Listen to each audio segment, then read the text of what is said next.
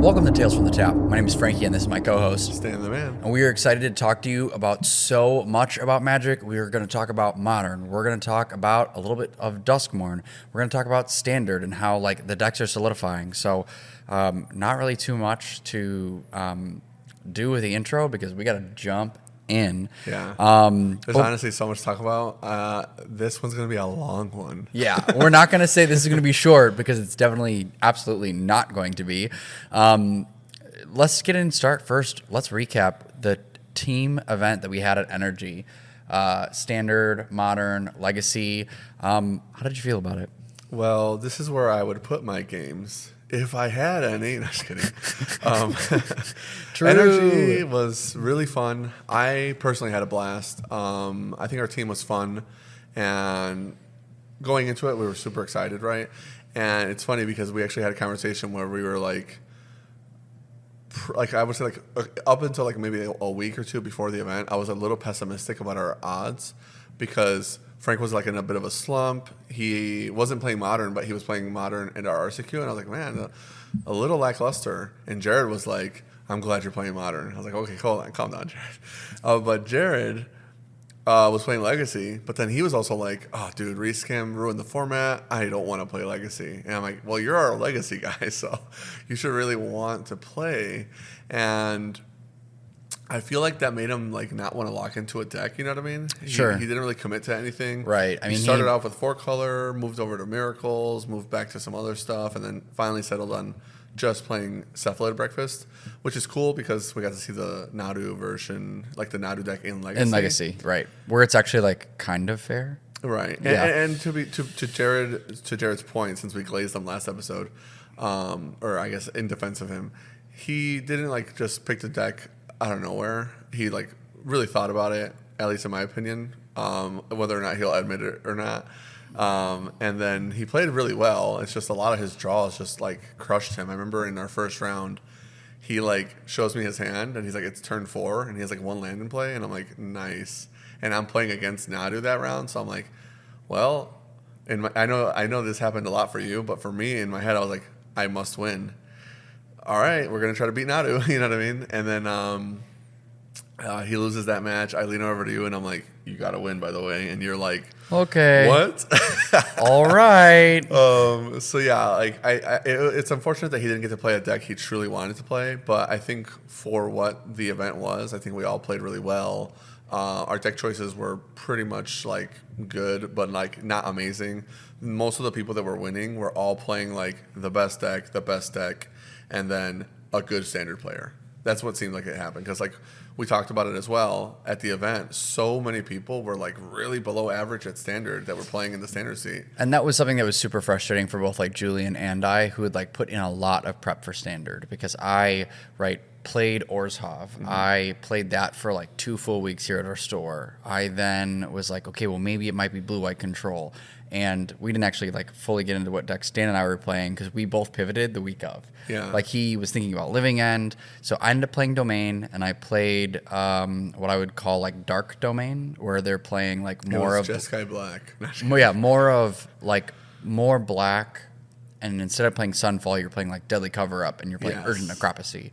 Yeah, actually, to the point of your deck that you're getting into, it actually, Julian had a really awesome point about it that I wanted to bring up, where you said previously on an episode that when talking with Jarrett for deck building purposes, you guys were like, I like picking what I think is the best deck, which would have been Domain, at least going into the weekend. Right. And playing like something in the main board for the mirror. Right. And that's kind of feels like what your deck was because Julian was saying how like, oh yeah, Frank literally did the thing he recommends where he plays Domain, but Deadly Cover Up kind of breaks the mirror because neither one of you cares about a 5-mana field nuke. But oh no, Mike Pence, we have a friend. Anyways, sorry for people that aren't watching the video. There was just like a fly flying around. Yeah, and it's definitely a CIA plant wanting to get all our modern secrets. Yeah, get out of here, man. But anyways, yeah. So Julian was like, oh, so he kind of like Deadly Cover breaks the mirror. It kind of helps you, and it still does its job in every other matchup. And that surgical effect is very powerful. I mean, I watched you resolve it against a lot of guys. none of them were ever happy when they have like empty graveyard and you're like, surgical, hit this guy, and they're like, you know what I mean? And yeah, it's just I don't know. I think you made a good deck choice. So I'll let you get back into like why you solidified on it. Yeah, so I think that, and even in our Discord this past week, Julian was like, I actually think that Domain is kind of mid, and I don't think it's that great. And I know that you were like, oh, tell me more about that. But I really disagree with him because right now, specifically, there are so many decks that have become good. Like, oh, and we're going to get this later in the episode, but like Rakdos Lizards is a real deck, and it's good. Yeah. And I'm glad it is too, because I was like the only one with my little flag. Like, I actually think Wizards is playable and good, and everybody was like wrong. And then when it got to like second most played right before the tournament, I was like, anyways, I'm not playing that. Yeah, but yeah. But I agree with you. When Julian said that, the reason why I inquired was because I wanted to like not influence, get as much info on his thought process. Because I don't agree either. I think Domain is like clearly a top 3 deck for a reason. I don't think it's just because it preys on mid-range. Because I'll be honest, I think that if you are playing the mid-range decks properly, you can beat Domain. It's like it's such a crazy format because even though there's like a blue-white control shell, control isn't like amazing. I was talking to a couple like really good control players like George Jabor about it, and they're like, standard feels like you have to be extra proactive. And control just doesn't have that, nor does it have any real agency. Sure, Sunfall is good. Sure, No More Lies is good. And if you have the hand that goes like No More Lies, 3 steps ahead, whatever on 4, maybe it's a lockdown, maybe it's a draw spell. Sunfall. Sunfall, you're like, wow, never didn't have it. You know Yeah, what I mean? right. Like, my deck is so good. But then you have like these weird hands that don't really line up. You didn't hit No More Lies on 2. You can't really fit Phantom Interference in your deck, so then they resolved something crazy, or you got batted, and now your hand sucks. And then like Duress on 1 into bat on turn 2 from like the black mid-range decks really just kind of like dampens your plan. So this is like the king of mid-range formats, it feels like. Even though there's really powerful aggro decks, the mid-range decks are so strong, they kind of actually push the control decks out. It just kind of works out that the aggro decks are so powerful between like what Lizards can do, also ripping your hand apart, and Slick Shot just being able to one-shot you. Like, I think you or Gabe or somebody got killed like on turn 3 from Slick Shot. Yeah, I did at this tournament. It was turn 3 kill. Like, I'm not kidding. I went Beans on 2, your go, and this is game 1.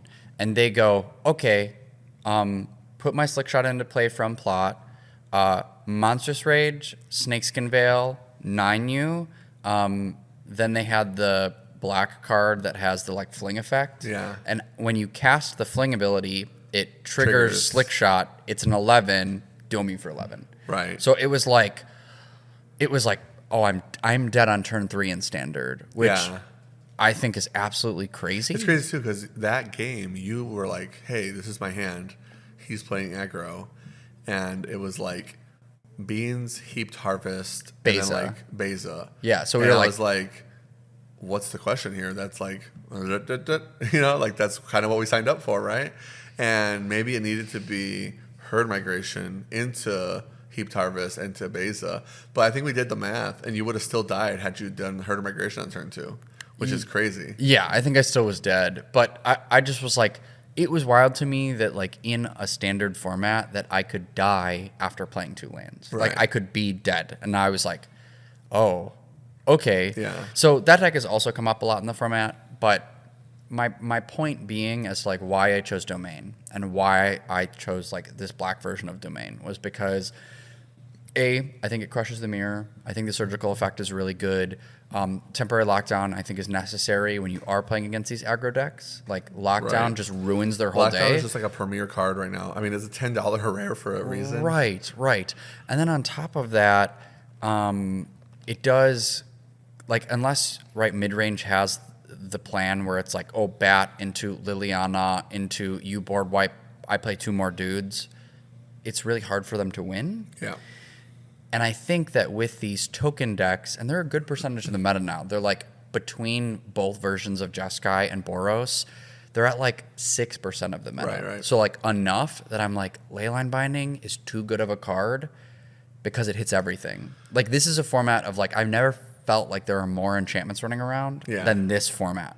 Yeah, of standard. I remember we were talking about sideboarding and how it's helping somebody in George Jabor's Discord actually, and we were talking about like the disagreements I was having with them in sideboarding, but they were like also players that weren't as like experienced with as us in the format, and you were like, why are you having them bring in lockdown for Golgari? And I was like, well, because you get Leyline binding and they don't, and they kind of need it for like 16 2-drops, one of which is a combo piece. Right. Where you're just like, oh, Innkeeper's Talent. See ya.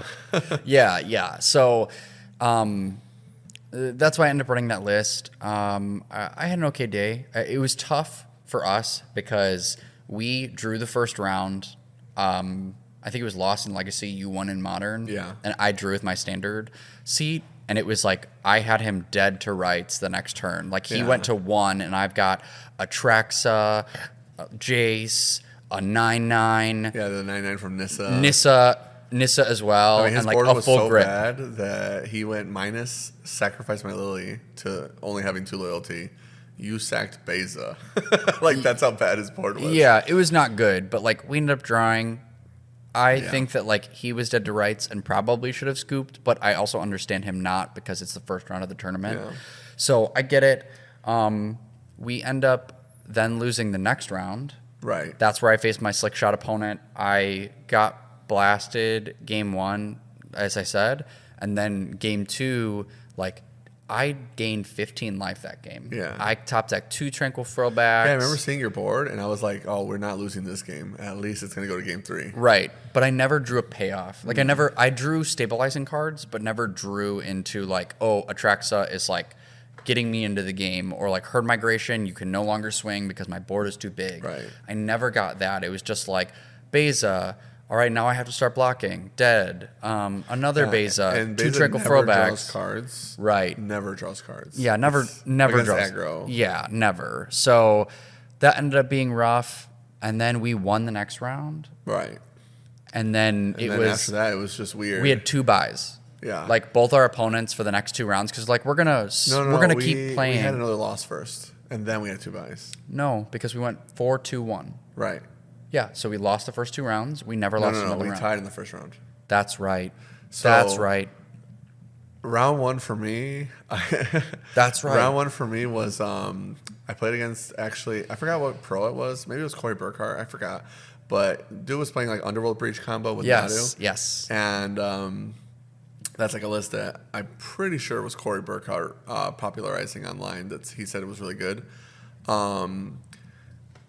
Jared goes, "Oh, I know that deck instantly." I was like, "Cool. Well, I am about to mine his Karn. What do you think I should get?"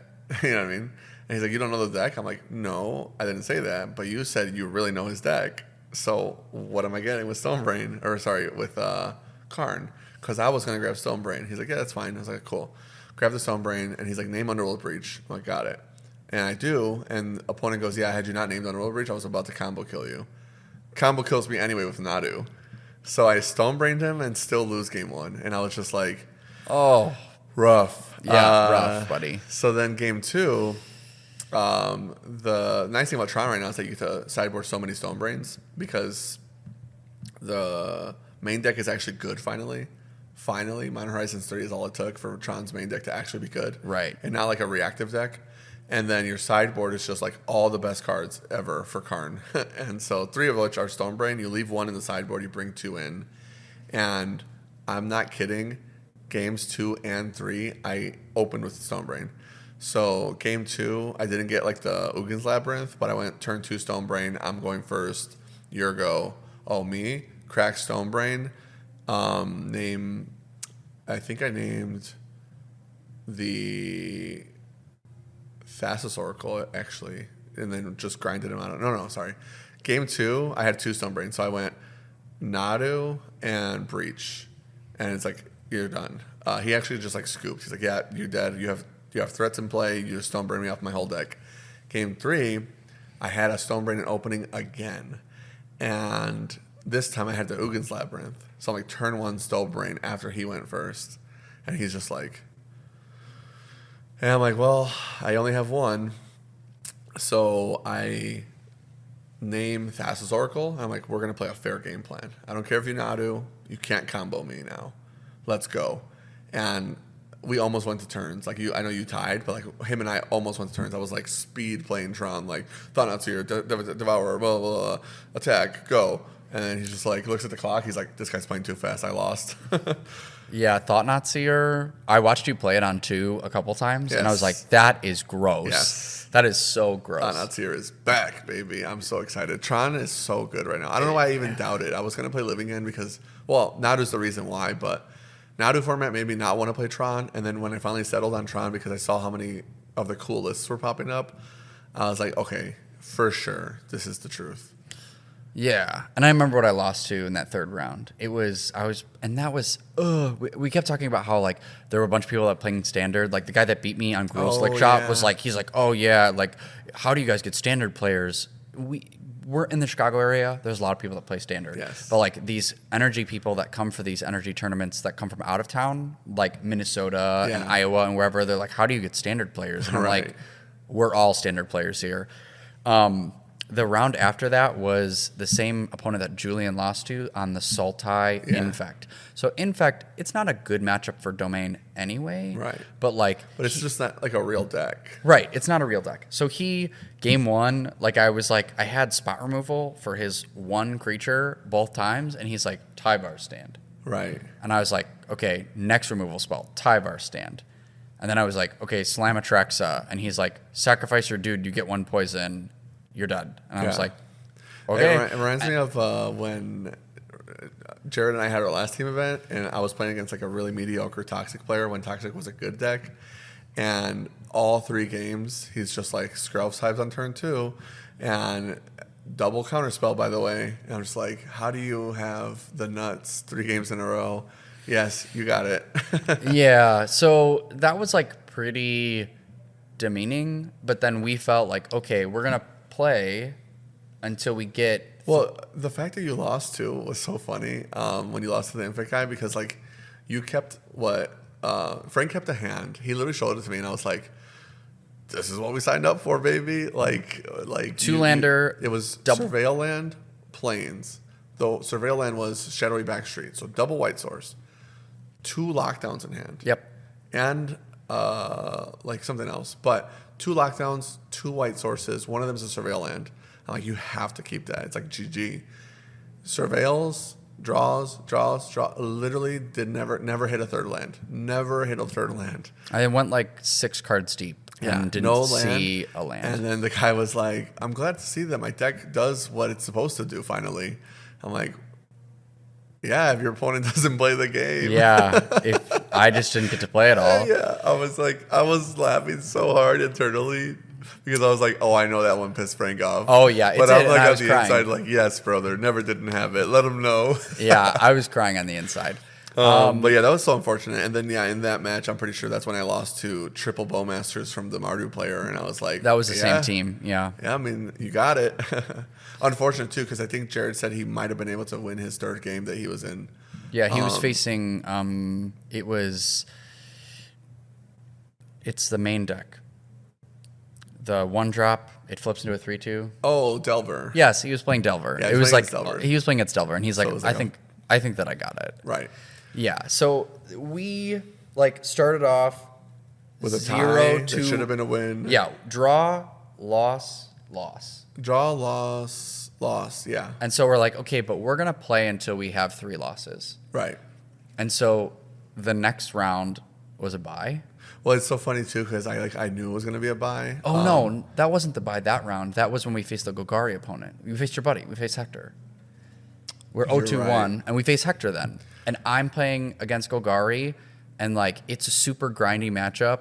And there was one Yeah, card. Sebastian was playing Legacy. You're Yeah, right. and there was one card that we were like, oh, this is like a last-minute Hail Mary. We decided to put an Invasion of Telvada instead of a 3rd Beza as we can reanimate anything. And that actually won us the match. Yeah, the Invasion was so clutch. He literally top decks it, and as he's casting it, I'm pushing the cards out of his side graveyard to get to the Nissa. Yeah, so we reanimate Nissa, and there's a minute left on the clock. And I'm like, cool, 8-8, go. And then just tick up, really big kill you. It's the only way for me to win fast. Yeah, and I actually lost that match too. That was like the round you guys carried me because Jared beat Sebastian, and that was like where Jared's skill set shows, where it's like really good legacy player, person who doesn't play as much legacy, just playing rescam because it's the best deck, right? And so Jared got there, and then I played against Hector, and granted I was already probably like checked out because we were like 0-2-1, but he literally showed the power of Jeskai because my buddy Hector's pretty good, and he played Jeskai control to the T. Game 3, he like double subtletied, force a negation to me, and I'm like, yeah, like there you go, You got it. 4 one rings, 4 subtleties, 4 force negations, and then on top of that, you can sideboard Obsidian Charmel and consign to memory.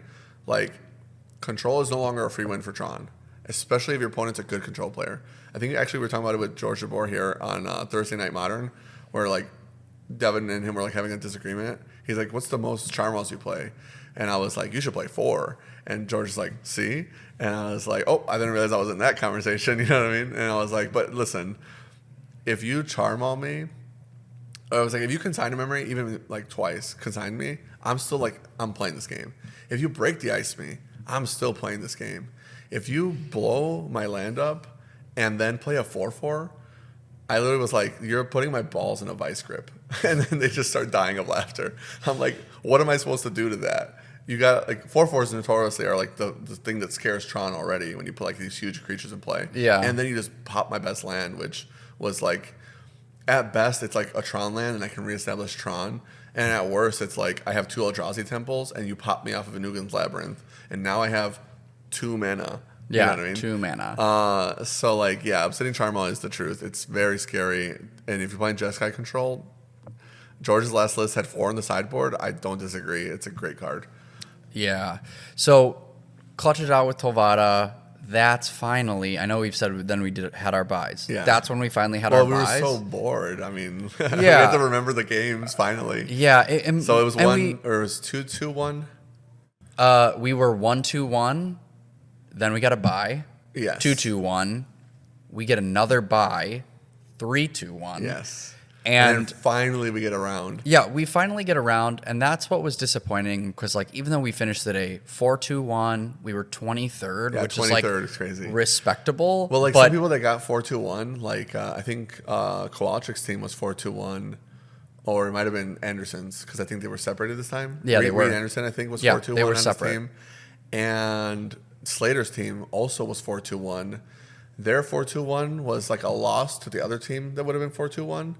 And so they went 5-1-1. They got 8th place. Slater's team got knocked from like 8th to like 17th or whatever, almost top 16. And like all the 4-2-1s were like literally top 20. And because we had double drop, ours was like 23rd. Get out of here. You know what I mean? I would have loved to actually have played those rounds. Yeah, and that's what I would have wanted too. Is like even if those were losses, I would have rather played. Yeah. Because like it was so much prep for 5 rounds of Magic. Yeah, you know, exactly. It's like RCQ amounts of Magic. The only nice thing was that we at least got to go get some sushi. I literally was like, it's funny because like Gabe had his lock table with Val on their team, and we were sitting right behind them for that match that we just like had nobody.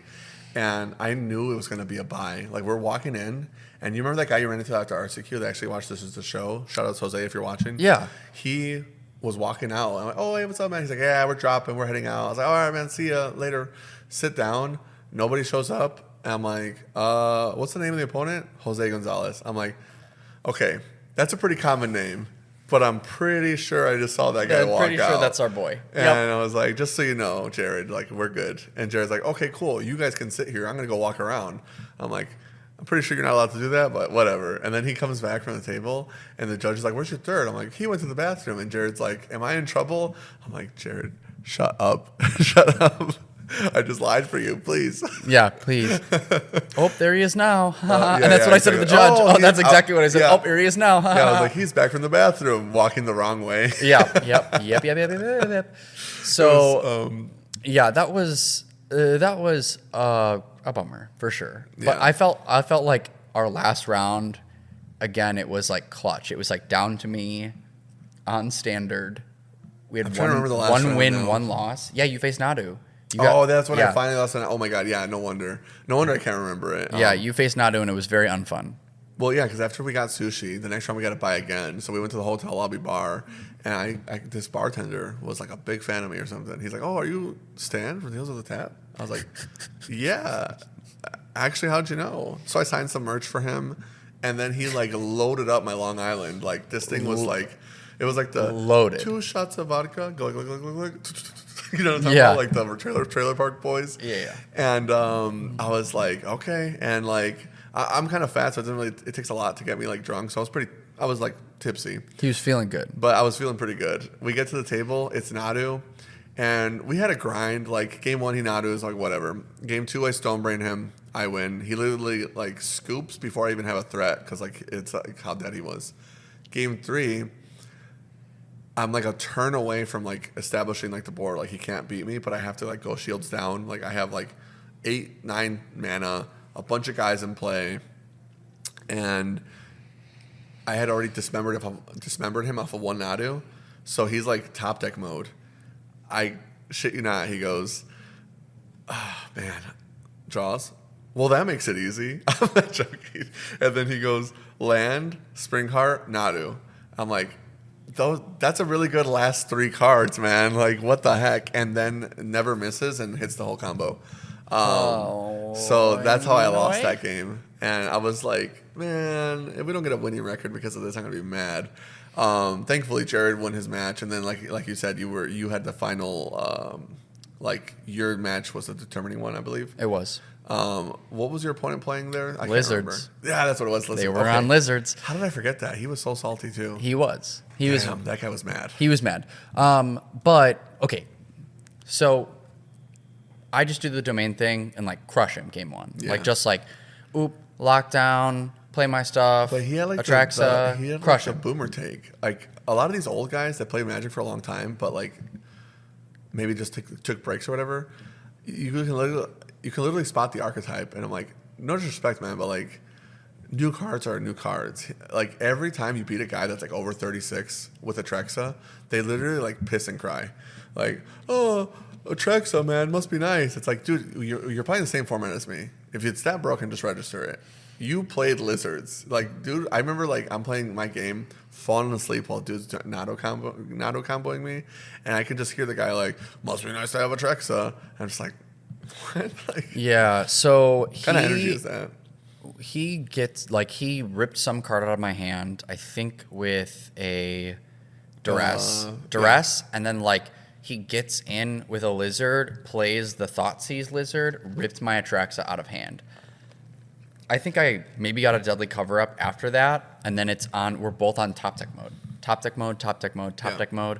And Well, that was the game where, that's why I was so surprised he was mad, because Jared was like, it feels like Frank was playing pretty bad there. That's why the opponent was mad. I was like, no, Frank was playing fine.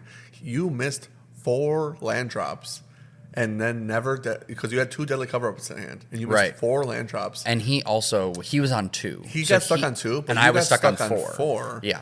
And so like you couldn't cast anything, but you still hit him with triple removal spell. So like the fact that he was so mad and like acting all salty, I was like, bro, like calm down. Yeah. Like it's not like Frank misplayed you and like won it out of nowhere. You got triple removal spelled. Frank missed 4 land drops, and then you finally get the 5th land drop. You're like, deadly cover up, exile this lizard. He establishes a board state, deadly cover up again, and then now you're both in top deck mode. Oh, I drew my Atraxa after drawing 25 cards in my deck. You know what I mean? Like, and what? so I rip Atraxa, and then like the Atraxa rip was huge. Like Yeah, it was like I on the spot. I drew like 5 cards or 6 cards off that Atraxa. Yeah. It was a lot. It was like Tolvada, And the whole time and he was like just so mad. Like, yeah. Oh, it must be nice. I'm like, And bro, so chill. I was too far ahead at that point. Like he got a board, but I Well, you had such a high life total too. Right. I like swung. I was at like 10, and then like was able to swing it with Atraxa, go to 9 or 12, go to 19, and then it was lights out for me. Right. So we ended up clutching it, get the 4-2-1, but Which is nice, because getting top 32 always feels pretty good. And I think it actually matters for like energy series points if like we ever start grinding that. yeah. But because I went 5-3 at the last one, nice. and then we well, had it this. is like seasonal, so like we'll have to worry about next year probably. But Yeah. Yeah, I mean it was a fun event overall. We had a good time. Afterwards I just felt like I wanted to play more modern. But it's like Yeah. we also like lost 2 rounds theoretically that like just disappeared into the ether. Yeah. Which hey man, if you're gonna drop from an event, can you actually just drop? Just drop. Like Just drop. for the rest of us, please. Like, at least Literally, give us a round. I thought it was so funny when we're sitting down and we're like, we're not at the bottom tables, and then you look and there's like a sea of players that are still playing in like the X3 bracket, Right. And they all have opponents, and we're And just we like, don't. Yeah. Judge, 10 minutes, okay, yes sir.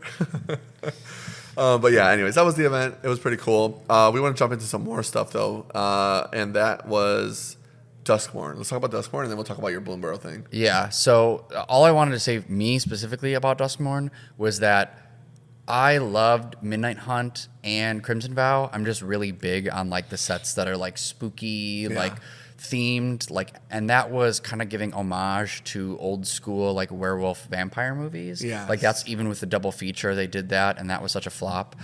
Just from like a design perspective, like it was just like we made the same cards, we put them together, and we made the card art look terrible by Double just making it feature black should white. have just been the set. Like the set, there shouldn't have been 2 Ravnica sets or Innistrad sets, and it should have just been one awesome set. Whoever made that decision to like split the sets, greedy. That guy needed a promotion really bad or something. Hasbro was probably like, "Hey, the numbers aren't looking good for Q4." Well, they Like, should it have was also so just lazy. like made special art for all of it, and then made the black white treatments look good. Yeah. But like the black white treatments, like the way that they printed them, just looked really muddied. Yeah. So it was just ugly. Well, you know what's another thing that really annoys me is that game store owner. It's like they could have literally made it one set. I was like, oh, it's too big. Okay, well, you guys already were willing to cut some of the draft chaff for double feature, so start there. And then the set's still too big. Okay, well, this would have been a really cool set to see the aftermath. You know, you have Innistrad Aftermath, or whatever you want to call it, Innistrad, 0.5 set, basically. I think that even though Aftermath flopped, there's room for Magic for 0.5 sets to be really good. Like, Big Score or whatever, those cards are so expensive because they refuse to make a 0.5 set, where, like, Pokemon does a 0.5 set once a year. Yeah. And it always nails it. Like, we just got Shrouded Fable, and people are, like, buying the crap out of it because they do it in a smart way. I don't know what's wrong with Hasbro sometimes, so I'm like, man, you guys need help. They could have done like big like Innistrad set, 0.5 set, maybe like a month or 2 later, whatever like the time frame was. I think it was actually a month. So a month between 2 full standard sets. Too much. And make the frames crazy cool, like you said, like the whole, Give good art treatments. Old school horror movie, like the Wolfman back before special effects were a thing, when special effects was like you shake a curtain, you know what I mean? Like, yeah, that's awesome. Very cool, right?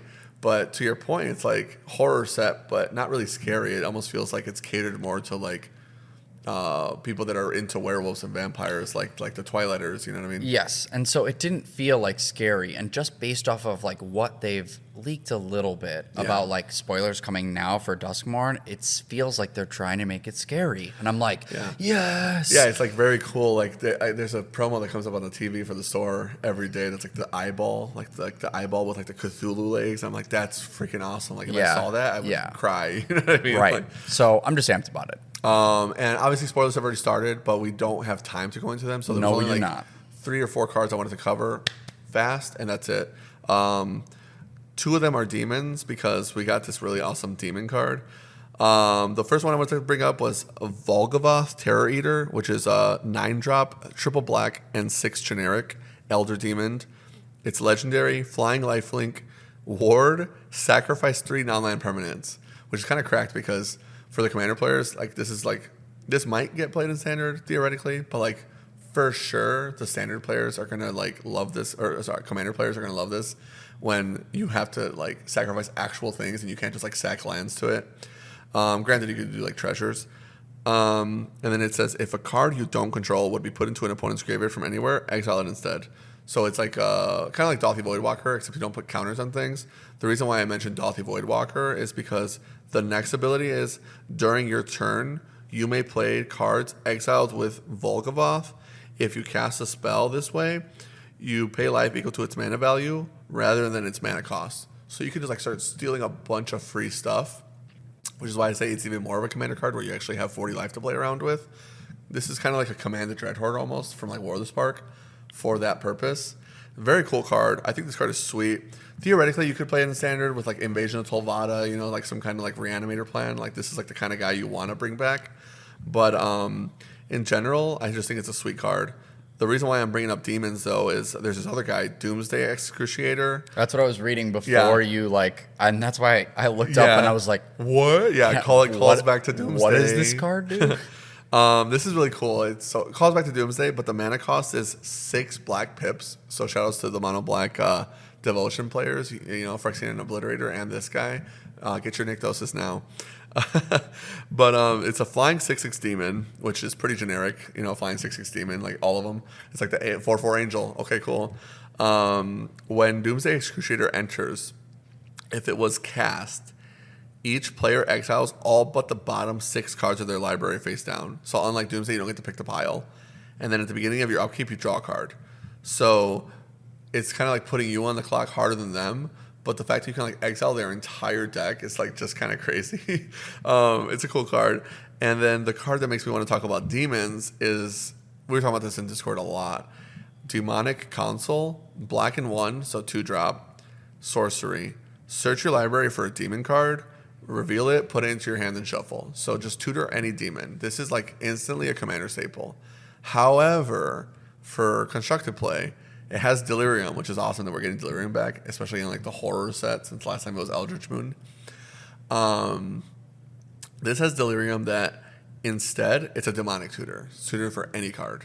So I think this card is like actually really cool. I'm excited about it. We'll see what happens. We'll talk more about it when we get into spoilers next episode. But the last one I wanted to talk about, because we were kind of having like a huge conversation about it in Discord, I fully didn't get to understand the card because I didn't have a chance to look it up. So correct me if I'm wrong on the rules in the comments or whatever. Flame him. Or Discord. Saying. Yeah, feel free to flame me. But this Kaito, Bane of Nightmares, is really cool. 2 generic, blue and black, 4-drop Planeswalker. Starts with 4 loyalty. His +1 is you get an emblem with ninjas you control, get +1/+1. So the fact that you can like stack ninja emblems is very cool. This like also automatically a commander card. Automatically. Like, hands down. It's so cool. All the Yuriko players are like, oh, you know what I mean? His 0, which I think is really interesting. 0, Surveil 2. Then draw a card for each opponent who lost life this turn. So like I said, very, very cool for commander. But for like constructed purposes, the fact that you can like Surveil 2, draw a card is like a super preordain. It's kind of cool. And then his -2 is tap target creature, put 2 stun counters on it, which I really like because it's a -2 on a 4 loyalty planeswalker. So like Liliana, it's like sack your worst guy, right? This guy's like your best guy isn't a guy for 3 turns. That's pretty cool. You know what I mean? That's really cool. I think it's interesting. It's like a happy medium. What makes this card interesting though to me is that it has ninjutsu. So it's a 3-drop if you ninjutsu, 1 blue black. And then, obviously, for those who don't know, ninjutsu is if you have an unblocked creature before damage, you can, well, I guess at any point, if you have an unblocked creature before combat ends, because it can be after damage theoretically, you can ninjutsu in the guy and replace the unblocked creature. Like put the unblocked creature into your hand. Yes. Yeah. You bounce it back unless it was a token. And it says, during your turn, as long as Kaito has 1 or more loyalty on him, he's a 3/4 ninja and has hexproof. Really interesting card. For the rules, I'm not sure how it's going to work because the only other like big time planeswalker creature, I guess I should have read Sarkhan, where he turns everybody into dragons. But Gideon is like the main guy, right? Yeah. That like turns into a creature. He always turns into a 4/4 that like can't take damage. And every time he does, it's like, you prevent damage to me, I gain indestructible. And the reason why is so that you can't like murder him. And when he takes damage, it was my understanding that when a creature takes damage that's a planeswalker, it still loses loyalty from combat. So I could be wrong, or maybe they updated the rule on that. Gideon doesn't normally lose, like if he takes damage. Well, he can't because it says damage is prevented. Damage is prevented. Right. That's interesting. Yeah, so I'm curious if Kaito is like meant to be unblocked, and that if you do block him, he can lose loyalty. I'm curious. I could be wrong. I should have looked it up more, but I didn't have a lot of time. It was a crazy weekend for me. And we literally just jumped into the podcast today early because we wanted to get out for you guys fast. So let me know if I'm wrong. I think it theoretically could lose loyalty, or maybe they updated the rules on Planeswalkers and I missed it. It could also be that when War of the Spark happened, they changed it, because I remember there was like Sarkhan 5-drop that we used to play with Fires of Invention that you could plus and turn like all your Planeswalkers into 4/4 dragons or something like that. Can't remember the effect 100%, but I used to play that in Standard for a little bit. I just think that this card is so sweet because, especially with the ninjutsu in, Yes. and then you do the 0, right? They're hit for 3 already because they were just hit with a creature. Oh. And then you're like, cool, now I do this preordain thing because you took damage from the Kaito itself. Like, already there is a deck in Standard that's like, fine. It's not S tier. It's not bad. It's the Dimir midrange deck. Right.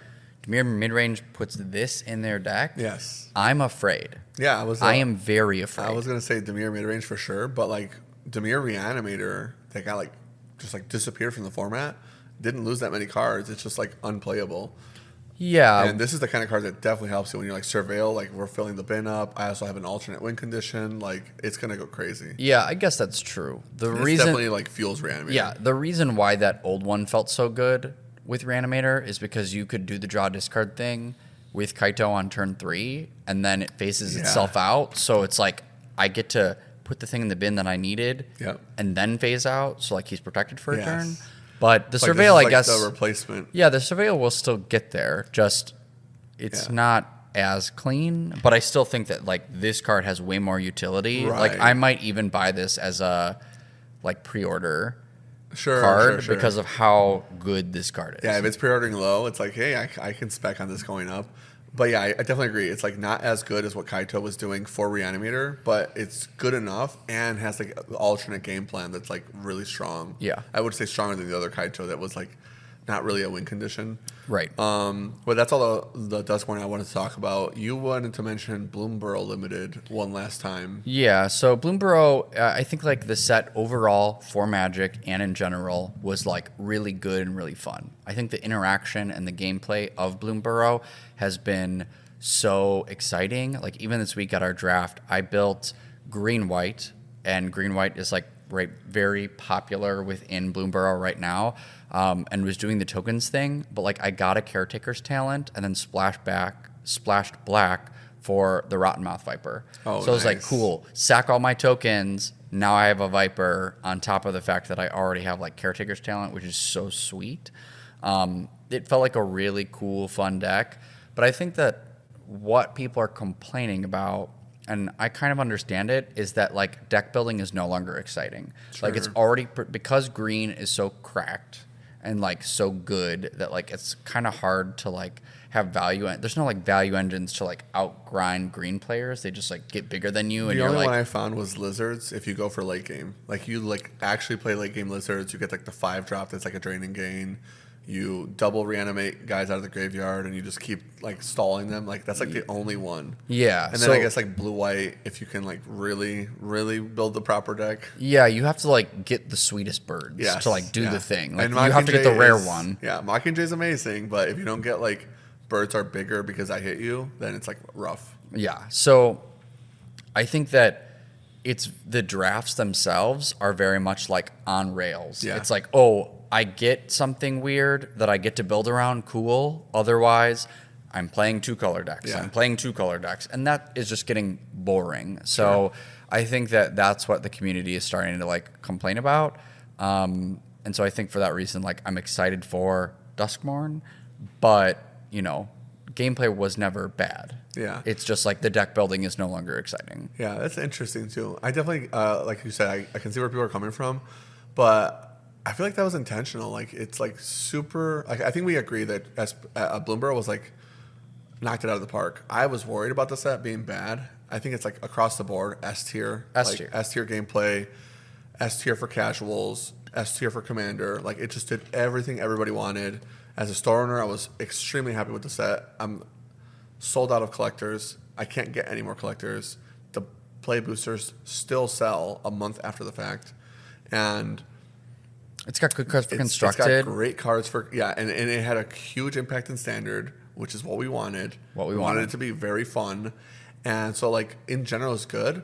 But by design, it was meant to be, even with the complexity creep, meant to be like an easier set. We were talking a little bit earlier, and I didn't get to finish the point, but Gabe and I kind of had a conversation where he was like, oh, I really don't like certain card designs that are, like, boring, quote unquote. Where, like, for example, when you look at Strixhaven, there's Quandrix Apprentice, Galadrick's Apprentice or whatever. I can't remember all the names of the schools anymore. The different apprentices. And like that kind of stuff. He's like, I hate that cycle, but I love cycles. I just hate when the cycle is so ubiquitous or boring. I'm like, well, I see your point, and like that's fair. Like that's a fair complaint, but it's kind of like integral to Magic that the cards are designed that way. It's been that way for like literally 30 years, where there's like the cycle of whatever, and this is what we do. I mean, and for this set, it was the duos. Yeah, exactly. Yeah, the duos. Exactly. But like for myself, I told him, I was like, I actually find it exciting. I used to love when I was playing like RTR, Gatecrash, Dragon's Maze drafts, and you see like the different guild mages, and you're like, oh, these all cards are like self-referential. Like I really like love that about Magic, and how like you can see like the different card design. Like this is what the blue-red version of this card does. You know what I mean? And so personally, I really like that, and I think that it's easier for casual players to follow. For sure. Probably a lot of the qualms with Bloomborough come from, oh, it's so easy to deck build. It's like, yeah, but that's because the decks kind of build themselves. Oh, I'm in Selesnya. Surprise, I have tokens. You know what I mean? Oh, I'm in like flyers. Surprise. Oh, I'm playing green-blue. It's frogs, and we're bouncing. Whoa, we're bouncing things. Yeah, exactly. Yeah, but like within that, you can still find the complicated mechanics. So I would almost say, as a person who like the first 2 weeks was grinding limited, and then like I just didn't have time to play anymore, and I wish I did. Bloomborough Limited, I would be excited to be like, oh, I get another chance at making that deck again, because this is what you're supposed to be doing. Yeah. And then we'll see what like Duskmourn does, whether they go complicated or whether they go like super easy. In general, though, like we kind of agree, like all the last sets, especially since play boosters, have been like really solid for limited play. Whether they're like overly complicated, like Modern Horizons kind of went crazy, right? But like Bloomborough is like probably like bottom tier for simplicity. And I don't necessarily think simplicity is a bad thing, personally. I genuinely really liked it out of Bloomborough, especially because like day one, you're like, oh, I built like one of the best decks in the format, and it's not like the next week where you're like, oh, actually, you could build this archetype. You know what I mean? We didn't see that. Yeah. There is no like secret hidden archetypes that are like coming through the cracks. It's just, I was able to finally, like, there have been some people that have done build-arounds for like Caretaker's Talent. Yeah. Where it's like, oh, I have the Caretaker's Talent deck. I couldn't get to that before, but now like I have it. Yeah, stuff like that, where like that can happen. But there is no like, even with like Rivals of Ixalan, where at first they thought the Descend thing was bad. Yeah. And then like Sam Black and those people like really got to cooking and finally figured out how to like make those decks good and competitive, like within limited. We're not getting that. We're not getting like we thought that this wasn't going to work and just kidding, we got there. Yeah. Sort of a thing. To clarify, he meant Lost Caverns, but yes. Oh, what did I say? You said Ricks. Rivals. Oh, yeah, not Rivals of Ixalan. Lost Caverns of Ixalan. Yeah. That is what I meant. But yeah, no, I agree. Descend, people were like, and it's like, well, hold on. Give it a chance. Right. And to be fair, like I said, maybe intentional, maybe not. We'll see. I like to tell people that Hasbro, because of Hasbro's like constraints, WotC does like the mess up sandwich. It's like one mess up, one awesome, another mess up, and it's like, okay, cool. And these mess ups weren't as bad as this is good. Yeah. And again, I really think that I'm not talking about Bloomborough being bad. It's just that limited is now stale, but Bloomborough overall was like really great for Magic as a whole. I guess what I was saying is like to finish the thought, my point was like it might have been intentional that Bloomborough was pushed where like we thought it was like bad because of like Assassin's Creed, but maybe they were like, oh, we don't want you guys to have Bloomborough for too long without anything else because it's so simple, you're going to solve it fast. Because like we're a month in and it feels solved, but I just talked about like 4 different Duskmourn spoilers where normally we'd be waiting a couple weeks still for that. And so like because Duskmourn is like 3 weeks out, it's like, yeah, I think we're good.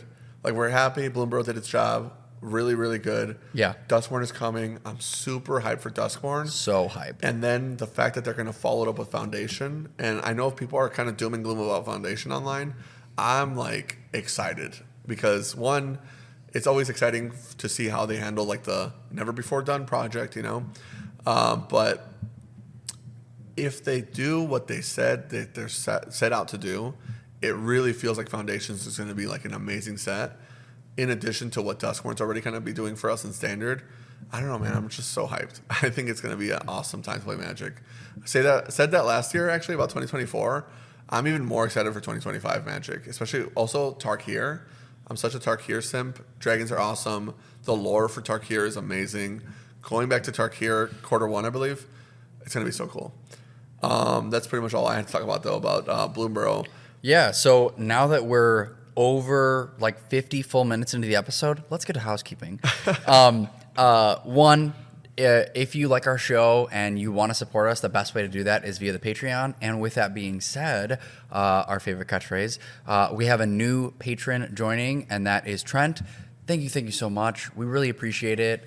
It really just helps keep the show going and helps us to get stuff like this. And everyone has been saying, man, the audio is so much better. Yeah, tons of compliments on the audio. Really appreciate the feedback, guys. And we're happy that it actually sounds good because when one of us makes a really good point, we'd love for you guys to actually hear it. Right. And not just hear like a bad take and then like the mic was like, hold on, zoom in on that one. Yeah. But anyways, if you want to support us and you're watching on YouTube, comment anything, doesn't matter. I'll respond to it. Likes really help us go a long way with the algorithm. But if you haven't subscribed already, we'd really appreciate it. We're trying to get to 500 subs, kind of like a long-term goal for us, but we'd love to hit it before the end of the year if possible. And we've been picking up. So those that have been subscribing, thank you so much. It helps us a lot. Yeah, definitely really appreciate you guys. And then everybody who's just hanging out watching the show will always remain free. That's our goal. We just want to have a free show. Extra bonus content maybe we'll have on Patreon in the future whenever Frank and I have more time for that specifically. But otherwise, if you're listening on Spotify, Apple Podcasts, etc., you'll always find our show there, and it should have video as well. Join our Discord if you haven't. If you are new here, this is your first time watching, our Discord is open access. We do have some special channels for patrons or people that are at a higher tier for like coaching sessions, etc. But in general, we're always active in all the different channels, and a lot of the people are cooking. You're trying to like find teammates for events, learn a new deck, etc. Like if I want Pioneer help right now, I'm going to go hit up Frank, but then I can also hit up Julian, maybe even Jeremy. Hey, you're playing Insult Artifacts. How do you feel about that deck? Is Zoetic Glyph good? Julian, how do you feel about the format now with Amalia and Sorin Band, which we're going to get into in a bit? Is Lotus Field like top tier now, or is Blue Eye Control going to make a comeback, etc.?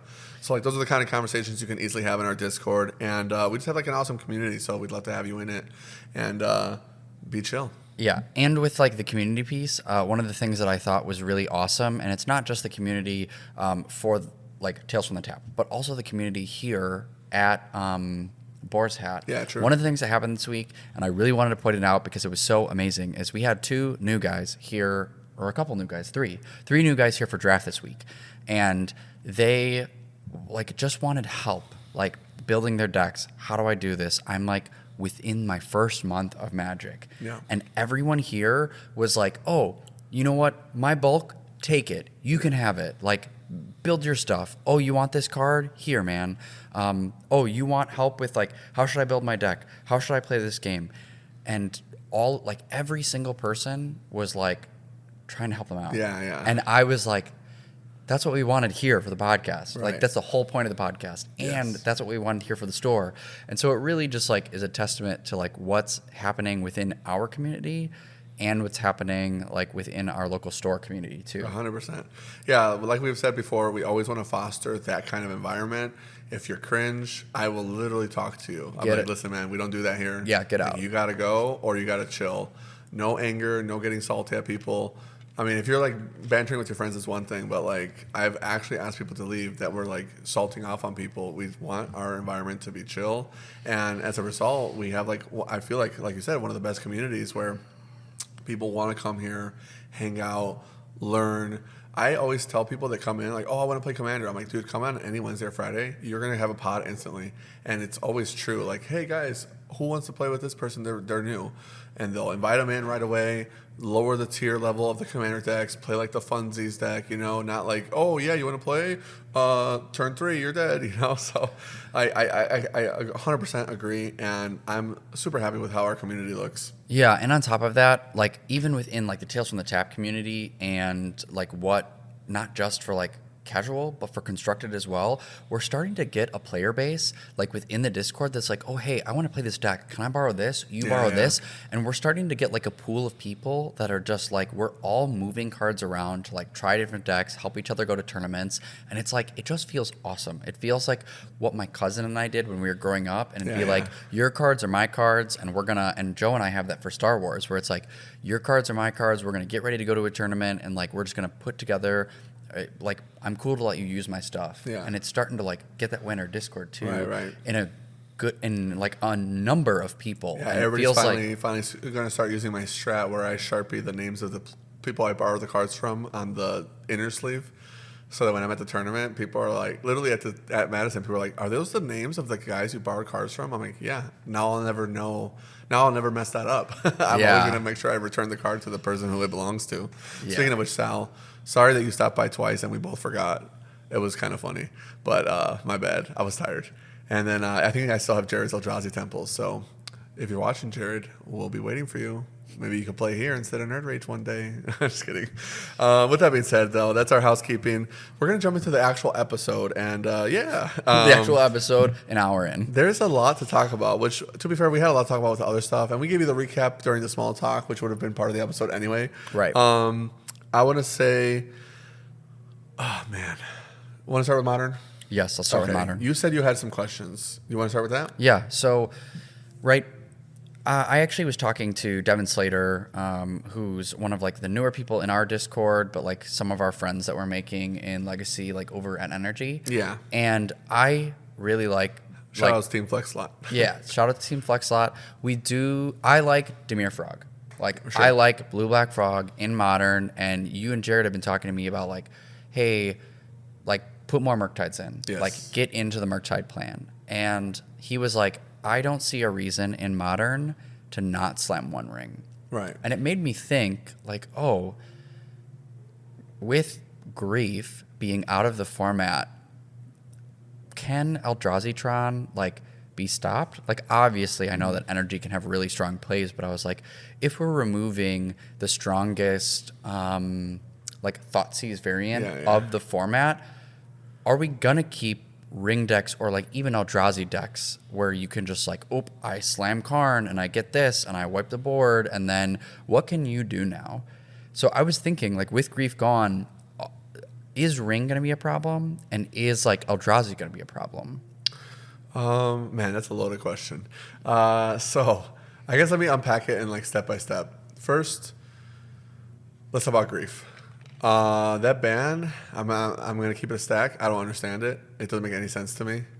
Like, I think that was just like a ban that they were like, you guys have been whining for like a year, and like usually I love when Magic ignores the players, because most of the time the really loud players don't really know what they're talking about. A lot of times there's people that are vocal that really know what they're talking about. It's like, cool, hey, we should listen to this guy, you know.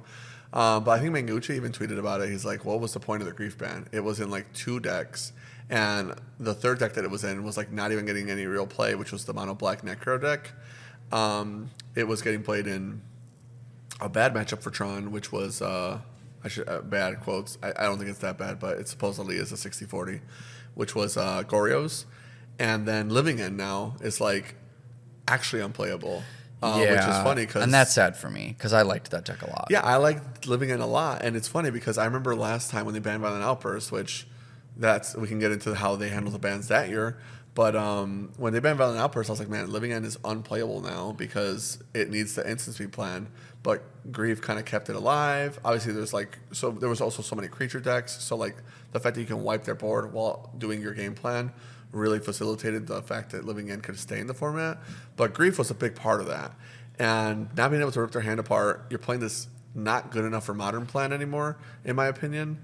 And the way they handled like the Fury Beans ban, it's like the format got worse after Fury and Beans got banned, in my opinion. And it didn't really get better until they banned Violent Outburst. But by then we were about to get Modern Horizons, right? So it's like, was it Modern Horizons? So like they banned Beans in like January. Yeah, something like that. I'm forgetting the time frame a little bit, but we got Modern Horizons 3, and they're like, oh, ban Violent Outburst. Format gets a little bit better. Modern Horizons 3 comes out anyway, and then Assassin's Creed. So the format's going to look completely different. So it's like, what was the point? You know what I mean? At least for me, it's like, why ban Grief? Why is Fury banned when it didn't necessarily feel like they needed to be? I know people don't like to play against those cards, but it's a competitive format. Not liking a card and is the card too good are different questions.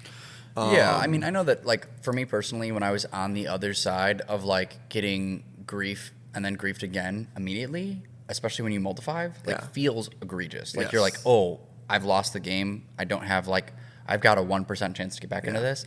And that felt really bad. But, like, even right now, today, a week after bans, I, like, looked over the metagame and saw Boros Energy and then Mardu Energy as, like, almost 30%. And then Jeskai. Yes. Jeskai rate is control versus it's still energy. Yes, but the energy lists I'm mentioning are like almost the same deck. Yeah. Just like one splashing black. And it made me then think two questions. One, how, like outside of this aggro deck, how are we going to handle these other decks?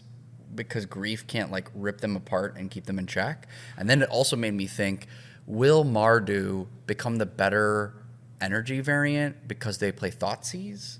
Like those were the two.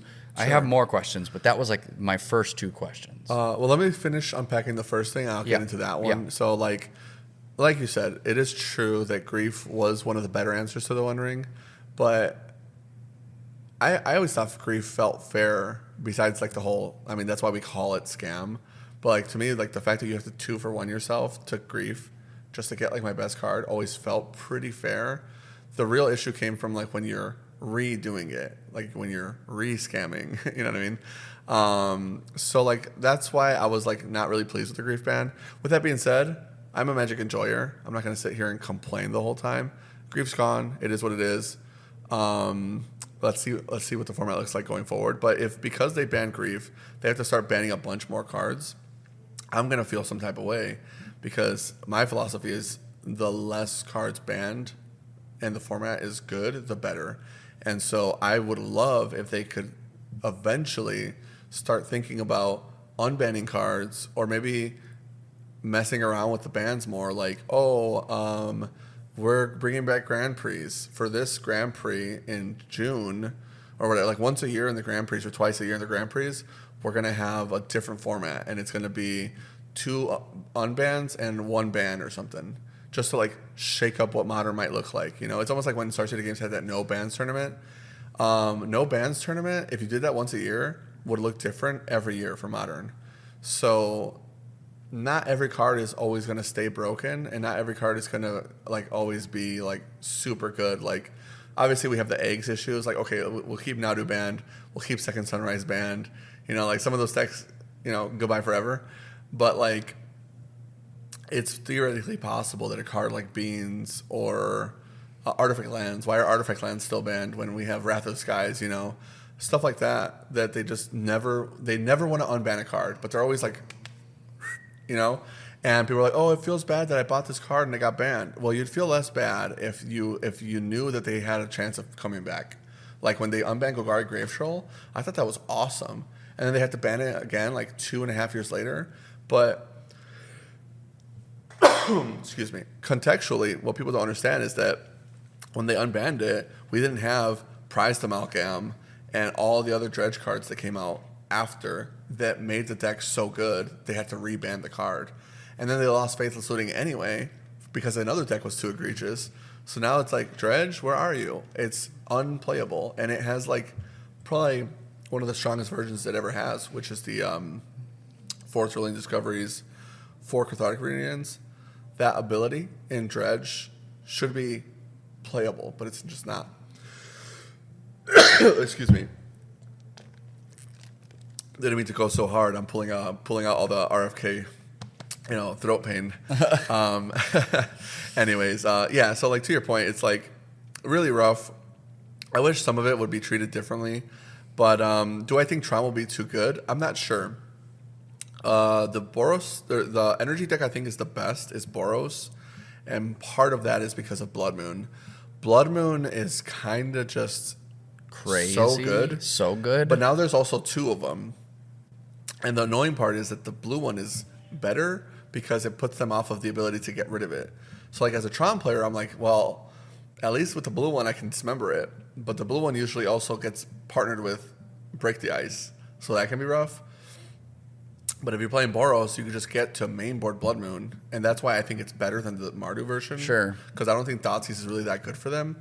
I think they just want to have the nutty all-slot game plan. Also, Thoughtseize is really, really bad with Amped Raptor. So, like... so bad. So, like... Yeah, exactly. So, I think Boros is the better aggro deck. And maybe you could play Jeskai. I've seen some Jeskai variants where they're playing 3 colors, but it's just Boros with, like, a couple blue cards. And one of them is like Expressive Iteration. Sure, man, 100%.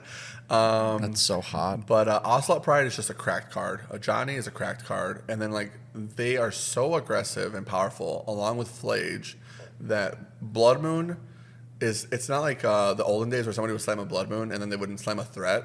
You know what I mean? And then you're like, well, 6 mana Worm Coil. It's like Blood Moon. I already have Ocelot Pride and Amped Raptor beating your ass, and the Flage is coming. So yeah, I think Boros is the best energy deck out the gate. It's theoretically, I mean, they play One Ring. So like to your point about One Ring, Boros plays One Ring, Tron plays One Ring, all 3 versions of it, and then Jeskai plays One Ring. So if the best decks are all playing One Ring, theoretically they have the argument that it's like homogenizing the format.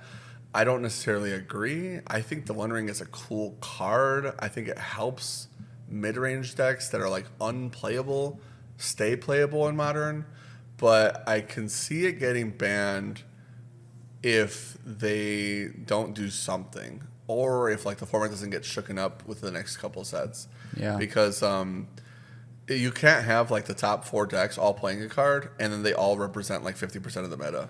Like if Jeskai plus Boros plus Mardu plus Tron plus like whatever ends up being good, like Amulet, are like top 5 decks, you know? Yeah. Just naming those. And to like look at this past weekend and like look at the challenges and like what did well, it was like the Boros Mardu energy, both challenges were like 4 to 6 decks.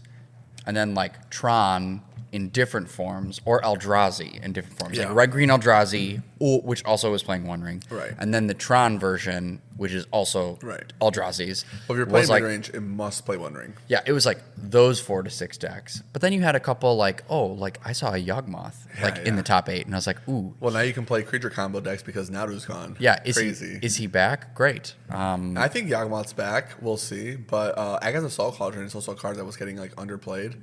So Agatha Soul Cauldron, maybe in Pioneer and in Modern now, because they pushed out 2 of the decks that were like Amalia and Nadu were like the same thing for both formats. Creature combo deck that was so insanely efficient.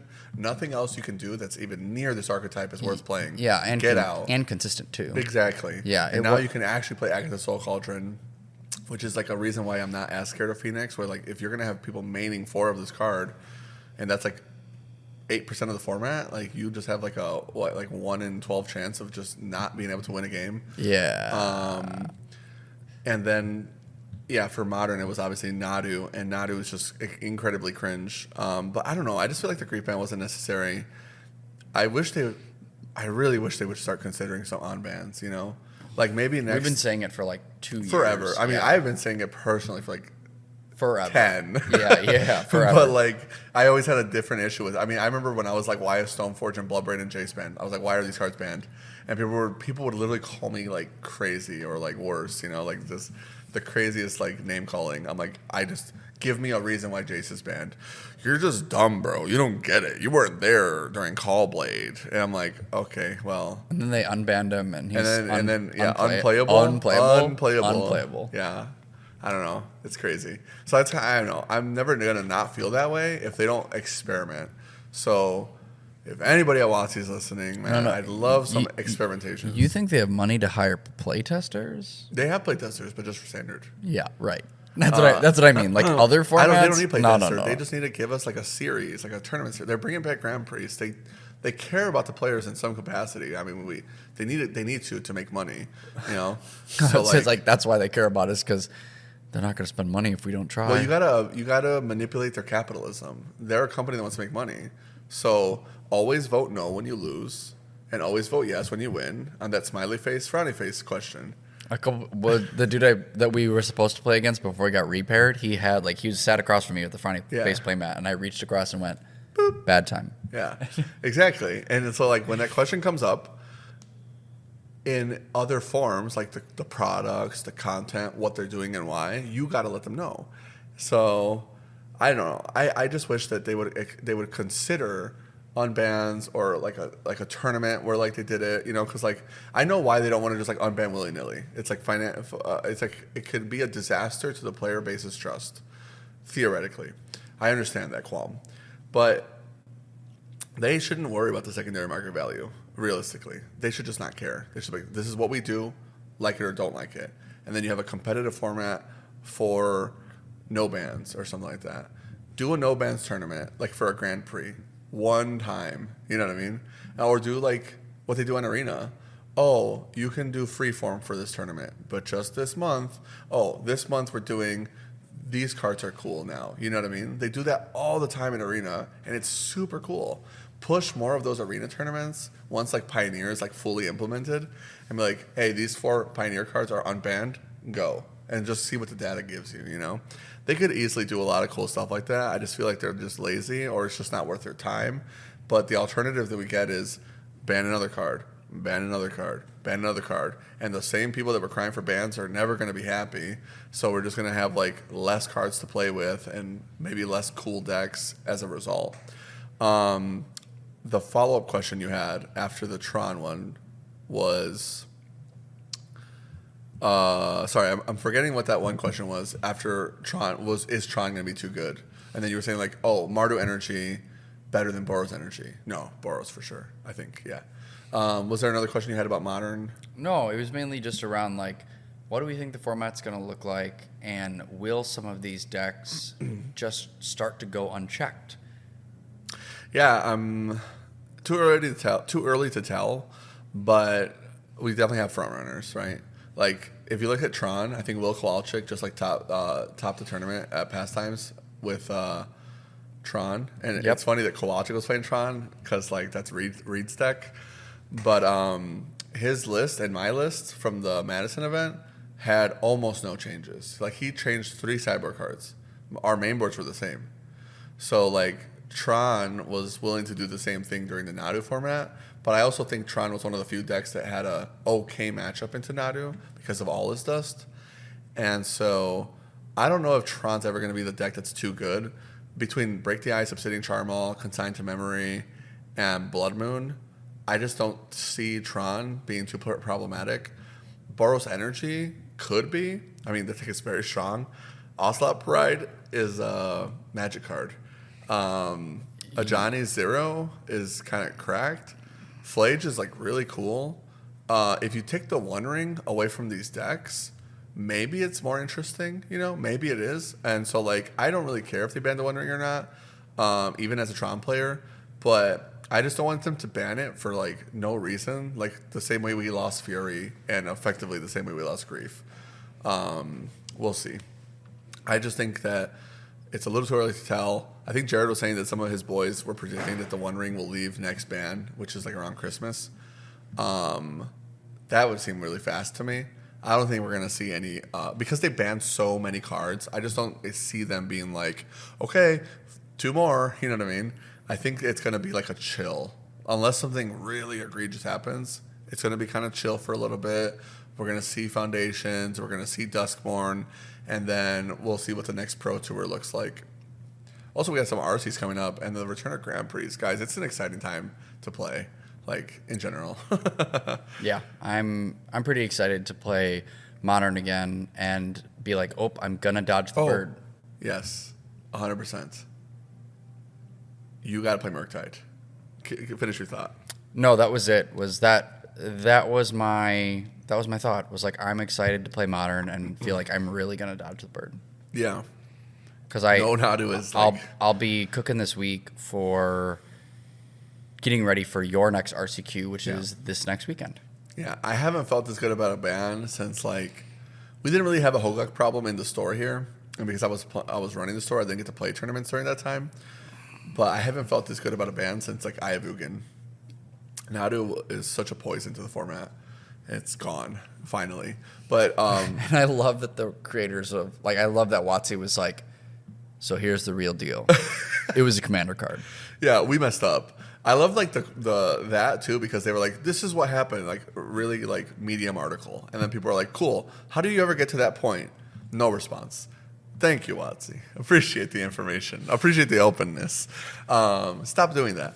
But yeah, to your point about Murktide, we were like, yeah, the blue frog deck just needs Murktide right now. It's so much better than the not Murktide version. And we also think that everybody has like play styles, and your play style is very good at tempo decks. So why not abuse the fact that it is a tempo deck? You know what I mean? Like if you were on Phoenix for Pioneer right now for the RC, because it's a tempo deck, you're like already at an advantage in my opinion, because you're good at tempo decks and you're good at really thinking about the turn before running it down mid. Like a lot of people will just play Phoenix and they're like, autopilot, I lost, you had graveyard hate. It's like, well, hold on, buddy. You just threw your Brazen Borrower out there for no reason. You know what I mean? So like these are the kind of decks I think you can abuse. Because they reward you for taking your time. And so why play an inferior version of the frog deck when the one that's winning and the one that's good is already like in a play style that's in your arsenal? You know what I mean? Yeah, it's just tough. I'm so torn. I saw another list like when I was going through my Modern scoping, and it was in one of the challenges, both decks in the top 8. One of them was Dimir, and I think they were both playing Murktides more than 2, but one of them was just like no rings. Yeah. And the other one was rings. Yeah, and I was like, yes. The rings one is calling me with like Shieldrids, because it just, when you do have I have Shieldrid, ring, Manamo, ring, you're like, I feel like I'm playing Necro Dominance, but with counterspells. Yes. And I loved that. I loved that feeling. But, you know, I can't. I'm unsure of what's better, and so I'll have to figure that out this week. But like, Slater was like, "Don't play blue black, just play Jeskai," and I was like, I don't know, man. I think you would actually like Jeskai a lot because it kind of plays like a tempo deck, even though it's a control deck. It feels like a tempo deck. That Jeskai deck has a lot of agency. Well, and you did feel like when you were doing the list that I've seen now that are like playing Tamios, I was like, oh, this is the 4X Tamio list is correct. This is better. But like originally, it was like so low on creature density. Like it was like 6 creatures. Yeah. It was like just Tamio and like Flage, and that's it. Yeah. And they've gone up a little bit more, and I think that that's better because at the time it was like, oh, if I don't have the one ring, I just lose the game. And I hated that feeling of being like, if I don't have ring, I just can't do anything at all. But Wrath of the Skies is like such a hot card. Yeah, and I want it. If you want to try Jeskai, George DeBoer just posted his updated list, and I think his Patreon has like the sideboard guide from FlexSlot. Speaking of FlexSlot, we might start using that as well for our own guides because it just lets you make the sideboard guide consistently and lock the sideboard guide behind a Patreon, which is really cool. Right. Well, and on top of it, I love printing it for when I go to events, and I've been doing it where I use FlexSlot, I put my stuff in there, and then I go, okay, print to this PDF, and it's so pretty. Whereas like before, him and I were like we already have the deck, and we were hand typing all of the out one Yeah, this yeah. in that, and I could just do it online and then be like, oh, print, go. Yeah, and it's all clicks too. Let us know if you guys want us to have George on the podcast. Maybe I've been thinking about asking him to join us for an episode. It would probably be like a Discord style where the three of us are on camera together, like when we interviewed Adam Weiss. But let us know if you guys want something like that in the future. We'd love to have George on and talk to him about stuff in general, and poke his brain a little bit for the control help. Get you guys some expert control technology. Because honestly, one of the things I wanted to talk about with him that I didn't get a chance to last week was why Tamio and Frog don't get along. Because nobody's playing Tamio and Frog together. Well, and I wanted to do that for this week. But nobody's doing it. And so, like, that makes me think that's, like, not possible. You know what I mean? It's kind of like, okay, do you remember Jace Vryn's Prodigy? Yeah. So that card was, like, insane, right? Sure. Insane. Like, it was, like, $150 in Standard, which the last time a Jace did that, it was Callblade. It was just a nutty 2-drop. Jeskai Black was so cracked. We had fetch lands in the format. Jace was a messed up Magic card. I mean, it was even getting a little play in Modern for a while. The Goryo's Vengeance decks of that time were playing Jace. Yeah. Like, Jace was a good card for a long time.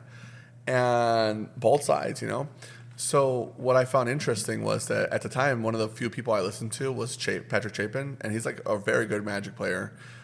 He also like predicted the whole Chase the Mind Sculptor thing. Have you ever seen that video with him on the boat where he's like, game's ruined. This is the card. Your opponent's going to let you know when you lost. Leave it on top, And on his top level podcast, I don't know if he still does that, with Michael Flores, he literally was like, I know I'm wrong, but I don't understand why this card is so good. And that's what he's saying about Jace. He's like, I know I'm wrong because everybody's playing 4. It's obviously good. He's just like, I don't understand why it's so good. I don't get it. Like, if I looked at this card, I wouldn't have built around it, is what he was trying to say. And so, like, when I see nobody playing Frog and Tamio, I'm like, I know I'm wrong, almost certainly, because nobody's doing it. Not even, like, one guy.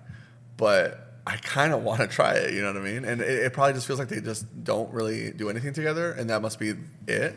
But seeing how good Tamio is for Jeskai...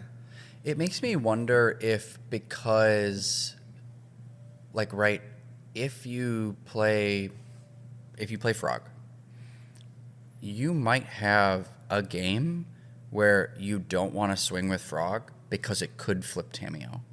Yeah. And that could be it because, like, right, 3 draws right. gets the flip and Frog gets the extra draw on damage. And so it might be that, like, you're not trying to get a Tamio flip. Maybe. I'm uncertain. Yeah, because Frog flipping her is like why I wanted to do it. Right. And I know that they already fight each other by archetype. So like Jeskai, one of their best plays against Psychic Frog is just having the 0/3 flyer. And so whenever the Frog player wants to commit to killing the Tamio through combat, they have to commit cards. And if they do, then the Jeskai player blows them out with a removal spell. So I already like that, it's not like I forgot the word, but like that like duality, that they have like this battle amongst like really powerful flying creatures is really cool, and that they must interact in a certain way, and it really rewards the players that are good for that. But to your earlier statement, Frog's not playing Ring. I currently think is the better version because I was talking with Jared about it, and I'm coping super hard that remains the fact, like that remains true because of the One Ring. I'm like, if Psychic Frog saves the One Ring, I'm a MILF. Man, I love frogs. Man, I love frogs. I think I saw you post that online, and I was like, I believe. True. Yeah, true. Get frog, any kind of frog, man. I love frogs. We're frogging. No, man, I think Psychic Frog is really cool. I think it actually gets banned in Legacy eventually because they banned Grief, right? I think Frog gets banned in Legacy like legit. It's like one of the strongest cards ever printed. I shouldn't say that. It's one of the strongest creatures ever printed. It really is for what it does. It's like so insane, especially at 2 mana. But for Modern, it feels like it has a really nice home. Like Modern can handle it. We're okay. One Ring is actually one of the cards that's like good against it too. So it's like, hit me with the Frog. It doesn't do anything. Whatever. Frog was getting played in the Goryo's deck too. So like Goryo's Vengeance, It's obviously free discard and it gets bigger. Yeah. So Goryo's still going to be a deck. I hope it stays like good. Frog, don't play the One Ring, please, please, and then just like keep being good. If Frog can like push, because it's a black deck, right? If Frog can push back like the energy decks a bit and like stabilize the meta, I think we're looking at a pretty healthy Modern. Because like Modern, like we were talking about before, besides Nadu, Modern is awesome. There's so many cool decks. Fun to play. Really fun. And all we did now without Nadu is add more decks to the equation. Grief maybe feels a little bit bad. We never get to try Necker Dominance, but it is what it is, you know? Yeah. With that being said, I think we talked plenty about Modern. We're going to jump into some standard thoughts on the format, where we're at. Keep in mind, even though we have like opinions about standard, Duskmourn's in 3 weeks, and then Foundations is like, what, 6 weeks after that? Yeah, something? so it'll all change. It's going to all change, but this is where we're at now. Yeah, right now, I feel like the format is really starting to solidify, and it's like feeling like, oh, okay, like the decks that are good are remaining good, and some of the decks that, like I've seen meta share just shift so much, and so I wanted to share a little bit about that. The first thing I wanted to say was that Rakdos Lizards is absolutely, for real, a real deck.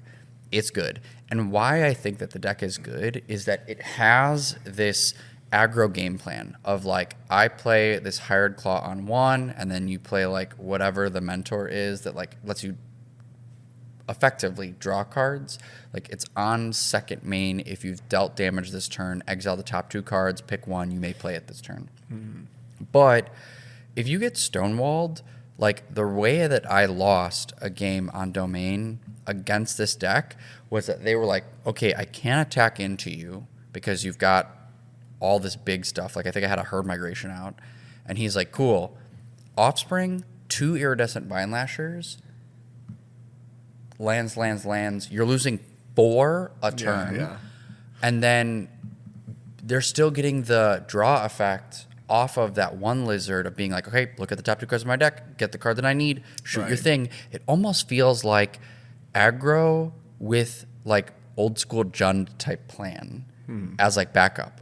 And all of their threats kind of need to be answered. Like Gev giving other lizards to make them bigger. Oh, look, Jasper slots into this deck great, and then can start stealing cards from your opponent. Like it just has enough things that it does that it's like this deck can have an early game and really grind. And I think that's what like has made it a real deck in the format. 100%. I totally agree. One of my favorite things about the deck actually is like the Burning Tree Emissary Lizard. I forget the name, but it makes red-black on ETB. Have they lost life? Yes. Burning Tree Emissary was already like one of my favorite cards back in the day because when Mono Green first like popped off in Theros, I was like a huge Mono Green simp. I was like one of the first casual players there, you know, like at F&M, like Mono Green is so cool, even though it wasn't like necessarily the best deck. I just thought it was so awesome. And when you beat up like a really, really like good player back then with like Mono Green, they would get so mad. And Burning Tree was a huge part of that with how much devotion it gave you. But if you think about it, that archetype didn't really want go wide 2/2s. Burning Tree Emissary found a stronger home in Revoltsu eventually, where it's like make all these guys bushwhacker you, you know? And that's kind of what Lizards feels like, where like if you have the turn where you have multiple of that lizard, you're like lizard, and then whatever lizard ended up, where it's usually the guy that draws you cards, like you said, exiling off the top. And you're like, cool, I have all these lizards on turn 2. You go. It's like, wait a minute, what? And that's just if they have that, you know. Like you said, they can just draw cards and grind you out. Lizards is surprisingly grindy, like you said. It can pretty easily switch to like the Jundy, grindy. I'm going to just damage you little by little, make sure I keep up a board state of blockers. You're so low you can never attack into me or else you die on the crackback, but I'm going to start stealing your cards with Jasper or drawing extra cards. And then the lizard that gets you the mana has a draw discard effect. It literally has Rummage. Like, oh, drew an extra land, get rid of that. Rummage, shock you. And so it's like so kind of like perfectly melded together in this really beautiful aggro deck. And I think the colors is really nice for it too. Like the fact that it's red and black is really nice. So like you can sideboard Duress if you really want to, etc. Like you said, getting your hand ripped apart by Duress plus Warlock Lizard. Yeah, is that so crazy. Well, and that's what's awesome about that Warlock Lizard is like you can go, I play a creature, I still get my damage in. Like I had the guy at the tournament attack with a Hired Claw, knew that I couldn't like trade with it in combat, and then immediately go, cool, now rip the card from your hand Yes. that like you needed to try and like stop me from this game plan. Yeah. And they can do that too with the Iridescent Vinelasher. Like, I just play a land, I can't attack into you. Cool, I still play the Thoughtstalk or Warlock, and you just, like, I still rip your hand apart. It just has so much that it does. Yeah, and I think one of my favorite parts of the deck is that it's probably the best Fabled Passage deck in the format, where, like, Fabled Passage in Throne of Eldraine was, like, a really powerful land. You kind of, like, almost every deck had it, and it really actually facilitated the 3-mana decks, you know? Like, when there was, like, the Lucky Clover deck that got banned, it was Teamer, and Fabled Passage helped you get your triple colors. In the current standard, it's like not only our mana base is kind of struggling and kind of rough, Fabled Passage doesn't fix it. It makes it worse because you want so many basics, but you don't want so many basics in the same vein. And Lizards is like, what is that all about? Landfall triggers, baby. Like I don't care about any of that stuff. And it's a 2-color deck, so like they have just enough basics to make it work without overdoing it on the basics, and still have the uncommon lands that like give your Lizard power and haste, etc. It's just a really cool deck overall. I like where Lizards is at. I think it's a good addition to the format. And like we talked about earlier, aggro decks are so aggro that they keep the mid-range decks in check, kind of like where they need to be. Because if these aggro decks weren't this strong, but beatable, the mid-range decks would just be running around, and it would be so inbred. Like the mid-range decks would be like all 4-color piles. Like it'd be like everybody's playing Cornucopia, like the stupidest meta. It'd be like if there was no Tron in Modern back in the day, everybody would play 5 colors. You know, if there was no Blood Moon in Tron, why not just play fetches and chalks in 5 colors? You know, what's it called? It's a 3-man episode, but it's just I don't know. I really like where Standard's at. I really like how Lizards can like super go wide but blow you out, but then at the same time, temporary lockdown just goes, hey, you didn't do it. Or if you played it too hard into it and you didn't save any gas to finish them off, you know, the good Lizards players versus the bad Lizards players. And then Slick Shot being a completely different aggro deck, but still just as strong or better, depends on what you value. It's just so cool. And that's a good transition into, like, that was one of the decks that went up in meta share, is, like, now Slick Shot is, like, the 3rd most played deck, or, like, the 4th most played deck. It's at, like, 10% of the meta. Makes sense. I think that that's crazy. And it's Snakeskin Veil, in like giving it green to like give protection, is like so important for this deck, because if they just like go Get Lost or Leyline Binding and you're like, oh, you're right. Like it's so good. And man, the fact that Leyline Binding can't like hit stuff for cheap consistently, I think is so good for the format right now too. Last format without rotation, the fact that you could just like almost always have like a turn 2 1-mana Leyline Binding and then you're set up, right? That was kind of egregious, you know, like, but the format kind of like supported it, so it wasn't that bad. Losing Triumphs, but making them play Surveil lands, which are very good lands. So like, it's not like they're hurting because they're playing Lush Portico.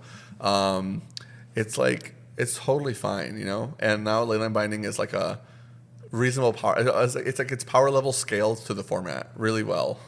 Yeah, it feels like before Leyline Binding was a turn 1 card, maybe a turn 2 card. And in this format, it's like you're probably at best getting your Leyline Binding to be 3 mana on turn 3. Yeah. And then after that, it becomes a 1-mana spell that's like very, very powerful. Yeah. But you're definitely not doing the thing before 3. Right. And the fact that you can't do it on turn 2 and turn 3, like we talked about, for 1 mana and still do your whatever.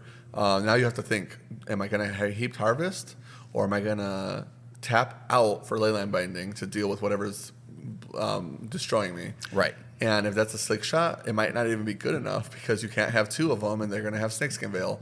I think people like mainboarding like 8 Snakeskin Veil effects has really made the Slick Shot deck go up in meta share when people realize, oh, wait, what are we doing? Cut a little bit of the red, play way more protection spells, and the kill spells are a lot worse now after rotation. So they have to really think about how they're gonna like sequence it so they don't get destroyed by the slick shot. I mean, Go for the Throat is like the best removal spell in the format, and I don't think it's actually close. I think Go for the Throat gets like played like 30% like of decks play Go for the Throat. Last I checked, and that was like number one by a lot. Obviously, Cutdown's still around, but Cutdown is so much more narrow than I expected it to be after rotation. Because like before rotation, we were like Cutdown, best card. The bat was so pivotal. Deep Cavern Bat was such an anchor of the format that you just had to have Cutdown in your deck. And half of the reason why was to answer the bat. Bat lost a lot of real estate, and Cutdown, it feels like, has suffered as a result, but also just like doesn't hit as much as it wants to hit. Like Go for the Throat just kind of like does its job. And even though the removal overall is like not as good, with like Leyline Binding being expensive, 2-mana removal spell is still like good enough to kind of like get you there, assuming you're playing proper. Yeah. Beyond that, and kind of like talking a little bit about with Bat and it leaving the format, Yeah. and like not being as good, it's still in the format. I mean, it's still a great card. It's just like not detrimental. Yeah, Golgari and Domain, both versions, like the dark version that I play, or like the regular Bant version that's playing mainly on Sunfall instead of Deadly Cover Up. That has remained around 14% of the meta. Both Golgari and Domain are remaining at the top two. We kind of expected that. Yeah. Like Golgari is just good. Right. It preys on some of these aggro decks, and then like is just a really great mid-range deck. So and it can fight into Domain. That's remained the same. Orzhov, unfortunately, Cry for Me, has gone down. Yeah. It's like still in the meta. It's still in the top like 10, Yeah. but it's like 5% now instead of being like it was number 3 for a while. For a while, it was like a really good deck because it was able to keep up with Domain and Golgari. What I was trying to get at before was that I thought the combo for Vraska and Keepers wasn't very good, and that it was better and more beneficial for you to play like a true mid-range deck because there's no space in your deck right now for bad cards. And Vraska is a bad card. So like, but Innkeepers is not that bad. It's actually pretty good, and especially with like Mosswood Dread Knight. So when the green deck's committed to just being a really good Golgari mid-range deck, that kind of started making them better against Orzhov, even though Orzhov can still fight him. And then same with Domain. Domain's like, okay, what are we doing? Let's just like focus on being good and not focused on trying to beat these guys. Just be good across the format. So they kind of like figured their stuff out. Where Orzhov's like, how do we make Zoraline good? How do we do? It's not working, you know. And then at the same time, because white is, I still think white's like the strongest color in the format. The white decks figured their stuff out, and Orzhov's just like left behind in the dust. Where like whatever white X tokens deck you're doing with Caretakers, whether it's Azorius, Jeskai, Boros, Splash Boros in the sideboard mono white, or actual mono white, Imminent Recruiter, no Imminent Recruiter, all of those decks, whatever like game plan you're going for, are like the true mid-range control deck. Like Boros being like insanely like controlly, and then Orzhov is just like, man, I can't even do that, and Zoraline isn't keeping up, you know? Yeah, and I think that actually probably could be a part of Orzhov's drop, is that was part of my notes, was the token lists have solidified themselves within the format. Like, it's good. The Jeskai and Boros alone, I think, take up 6% of the meta. Yeah. So it's like it sees enough play. And I don't think that currently, in the previous iterations of Orzhov, they have a great way of dealing with the token deck at all. Almost nothing, because Temporary Lockdown has to have something else helping you. So like Get Lost Lockdown is nice, but then it doesn't really have anything else. And they're playing Cut Down, and it's like, oh man, Orzhov is like, it feels like the Orzhov deck fell into all the traps that you don't want to fall into when you're like deck building. It's like, these cards are not that good, but if you were here 2 months ago, they were amazing. Yeah, and I think that it's still sweet to like have Zoraline and do the reanimating of like Lilianas and stuff like that, but I think that tokens just kind of ruins that. Yeah. Where like you having Liliana against tokens just feels awful. Right. Like just truly terrible. And Golgari has the benefit of like, if you do just have nothing to do and you upgrade Innkeeper's talent and then you just like ult Liliana immediately, it is kind of like a blowout. Right. And they have cards like Glissa that wreck enchantments. Right. And so it's like, cool, you don't deal with this Glissa, your token plan is done. Yeah, and on top of that, like because Sunfall is such a powerful card for the decks that want it, Orzhov feels like it falls into the trap of like really wanting Sunfall, but Sunfall really kind of messing with their game plan. Yeah. And they can't really recover from it like Golgari and Domain and every other deck can, or all the token strategies where they're like, oh, I Sunfalled. Golgari, a lot of them are like, well, we can't even play Sunfall, and Deadly Cover Up just feels better. And it actually helps you. Like if you could like Deadly Cover Up in Orzhov efficiently, which like you really can't. If you could, it would feel like you're playing Golgari, where you're like Surgical their best card, take the Caretakers, take whatever, take their Sunfalls so they can't get my Eclazats. Now let's fight, you know? And then maybe you still play the combo in your deck, whether it's sideboard or like a one of Vraska in the main. You just have like so much more potential, so many more options. Green, black together, I think make up for the compensate for the difference of not having white in your deck, like genuinely. Yeah. So that's really all that I had, was just to say, hey, Lizards is real. Yeah. Orzhov went down. Gruul is for real. Domain and Golgari stayed at the top, and the token lists have like solidified themselves as 100%. like being in the meta and good. And so, yeah, we've got 3 more weeks of that. Yeah, 3-4 more weeks of it. Standard is good, baby. It's such a good format. It's so Stays good. the best format. If you think that Standard's not the best format because you like whatever format you play, I have extra copium in the store. Come by. I'll restock you. Don't worry. I like to huff copium as well. It's an addictive drug. You know what I mean? Like, we all want our main stuff to be good, but just Standard is just the best format. Sorry, guys. Yeah, it just feels like old school Magic to me. Like, it feels like there are powerful things to do, but like games aren't over. Yeah. Like you can keep playing, and your decisions really matter to what's going on. Standard really rewards you for not just being a good player, but because like I feel like you can know Standard but not really have truly good fundamentals that you have to like relearn every time. That comes with just playing the game for a long time, you know what I mean? Like hammering home fundamentals. But if you really, really learn the format, you can just like outplay some guys that like just don't play as much. Like we had Richard here, Todd's brother, beat Joel Bernal in the Urza Saga event that we had. And part of that is that Richard genuinely plays more Standard than Bernal right now. And he plays with us. And so we are like making him play well, you know? It's not like Richard gets to go and just play Arena and then play against a bunch of like average players and then go, oh, I beat Bernal. It's like you're coming here for our Mondays to actually get a lot of good Standard players. Obviously, there's some that are like average, but like a lot of our Standard players are very good. You're playing against them every week. You see the same guys playing Standard are also playing Pioneer, and they're beating your ass in that format. You're going to learn a thing or two, you know what I mean? So I feel like Richard, he was saying like how he's like, oh, I know I'm not that good. I was like, I think you're better than you give yourself credit for. You're playing against a lot of good players twice a week. Yeah, I think that just I think why he gets like that is because he has these decks that he likes and he plays, and he kind of tunnels on like how to play them. Yes. And so when he plays into bad matchups, he kind of just like still tries to do the same game plan and hope that it gets there. And it's like he's playing decks like that are kind of like Lizards, where it's like your deck can do other things. Right. You just need to pivot when you're like going into something rough. And so it's funny that you say that actually, because Todd was out in San Diego this week, so Richard came to play Modern and Standard still. Standard and Pioneer still, and he and I ended up getting to have like an actual like 2-hour conversation because he wasn't like rushed to leave with Todd. They carpooled or whatever. Yeah, and we were just talking, and like both nights we like talked for like a couple hours and chill.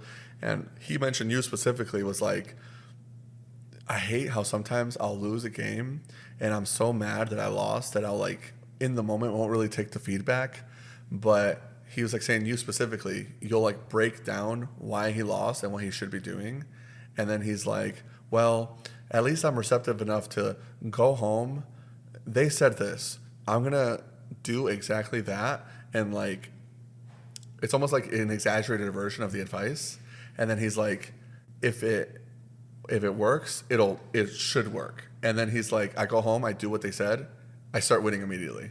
And I'm like, damn, they're right. You know what I mean? That's crazy because I think I told you this though. Like a couple weeks ago, he did that thing where like we played a game, I beat him. Yeah. And he was like, there is no way I can ever beat your deck ever. Yeah. And I went, no, you actually have a good matchup. That this is actually good for you. Yeah. But you have to do this. And this is what you did. I just got a Charlie horse really bad. Sorry. Yeah, I saw that and I was like, scare you. It did scare me. I was like, what's happening? I got shot. No. Apologies. But anyway, and I kind of broke down for him, and he, for real, like, just didn't have it. Yeah. Like, he argued with me probably for like almost 10 minutes. Sure. And I told you, in my own way, blew up at him, where I was like, you know what? You're right. You're right. And walked away. Yeah. And like, I don't normally do that. Sure. And so it actually like feels good that he took it. He took it, and it got better. In the moment, he's like, in the moment, I want to argue, but when I get home, I try everybody's advice just to see which advice was good. That's what he said. And I was like, that's fair. I mean, you have to have your own data eventually. Right. So that's sweet. And I think that's a big part of it. And I'm actually excited to like cook. I wanted to kind of cook like we've talked about, and I actually saw a list online of that like Feyblade but make it Zora line. Sure. And I saw that and was like, I want to play that deck. And it just happened to like do really well. Yeah. A very similar list. And I was like, well, I can't get these Shark Typhoons and the Urza Sagas anymore. Right. Showdowns are done. Let's try some stuff. So he's on your head now. Yeah, this fly man. He's persistent. He's like, guys, Pioneer. He's We like, haven't I talked about only. Pioneer yet. He's like, I only have 3 days left to live, so I'm gonna live it up with Yeah, you. he's like, what deck should I play for the RC? I've only got one in me.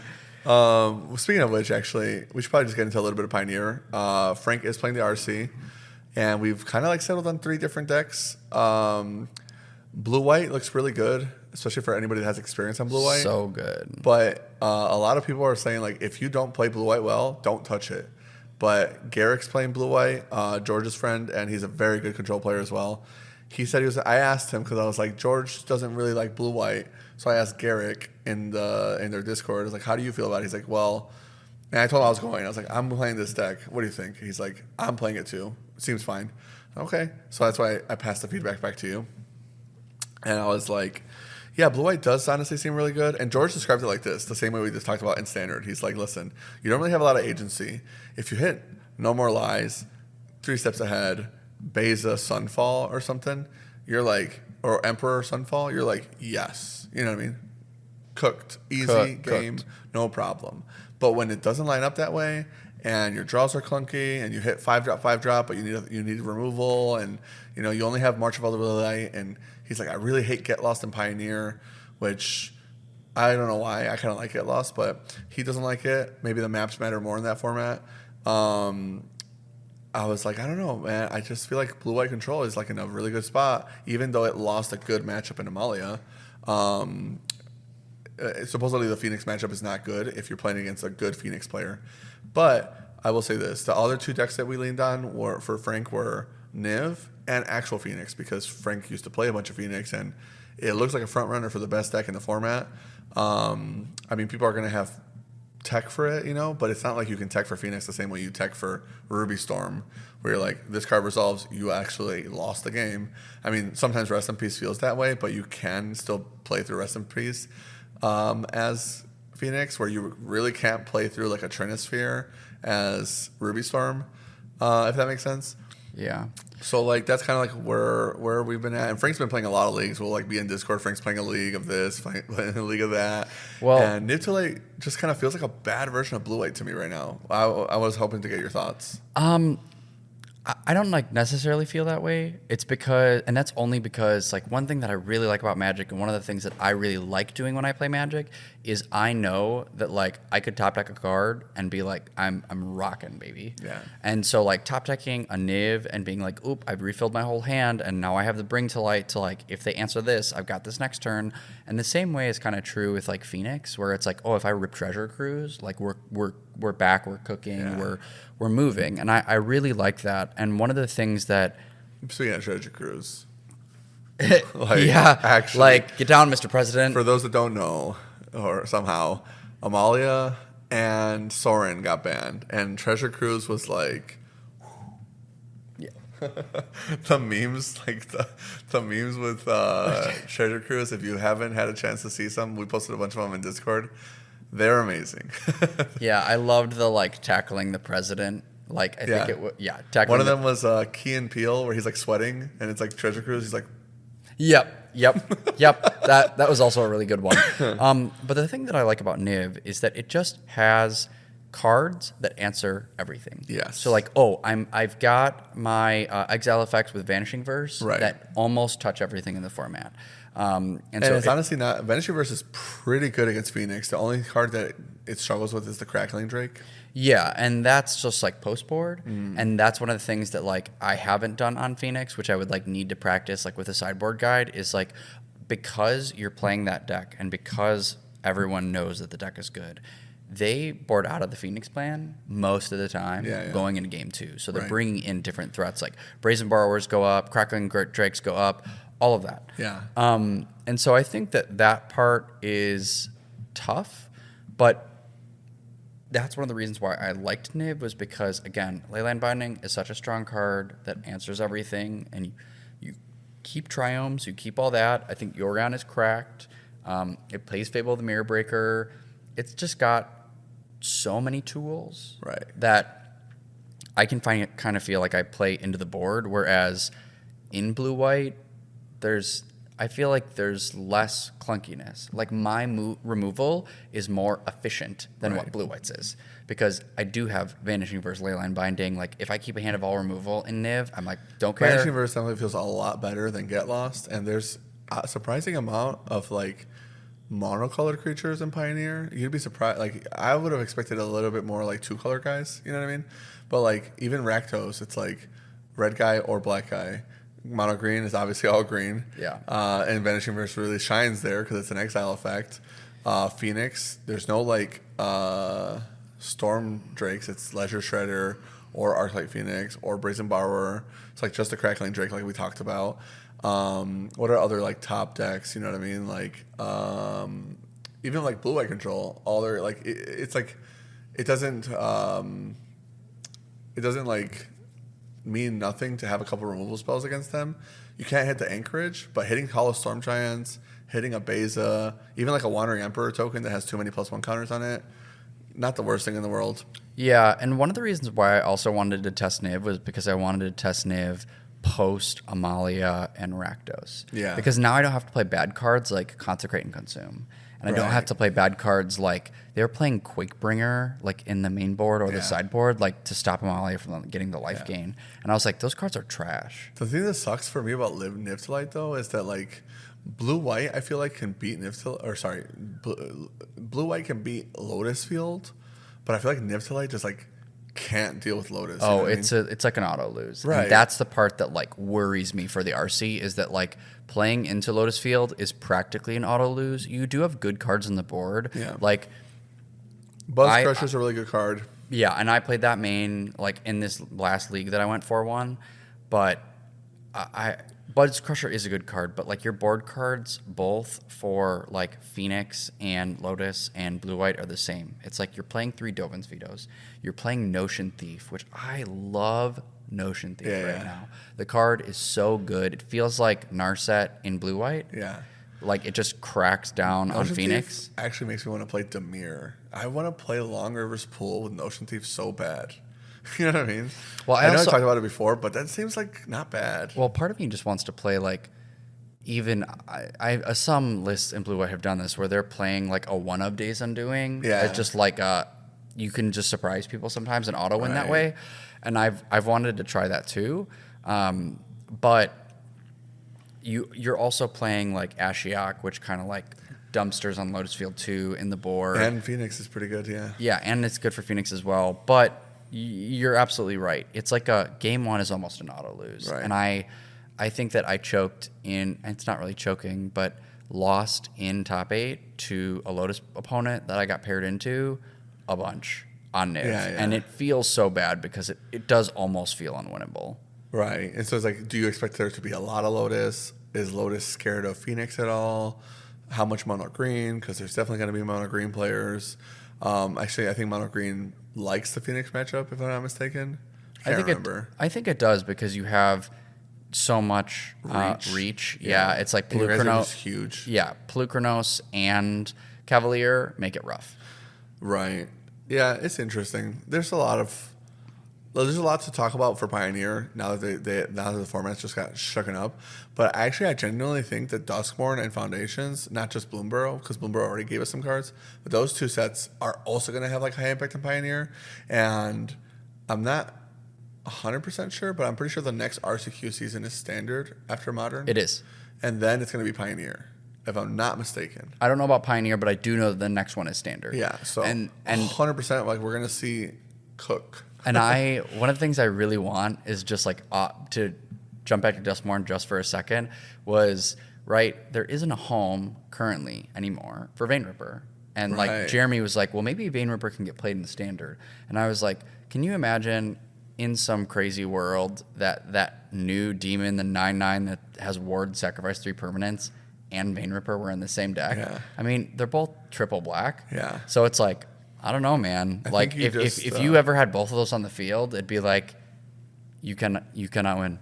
Like imagine they try and target your thing, they sack 3 permanents, you then get the triggers from Vein Ripper. Like, right. It's Magical Christmas Land, but like I was like, I want to do that at least still, once. Like Christmas Land and Standard is like the only time you get to have Christmas. This is true. There's no this such thing is as the Christmas reason in to Modern. play Standard. You get Christmas. Yeah, literally.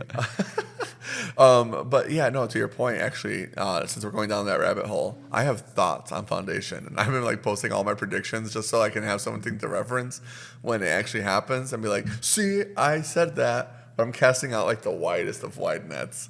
But to your point, I think that Foundations, because it's a core set, is going to have a lot of tribal stuff, like actual tribal stuff.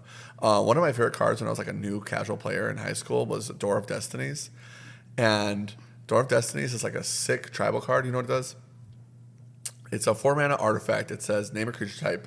Whenever you cast or whenever a creature of that type enters, I can't remember if it's cast or enter, put a counter on the door. All the creatures of that type get +1 for how many counters are on the door. So like tribal. Yep. There's also Coat of Arms. Coat of Arms is 5 mana.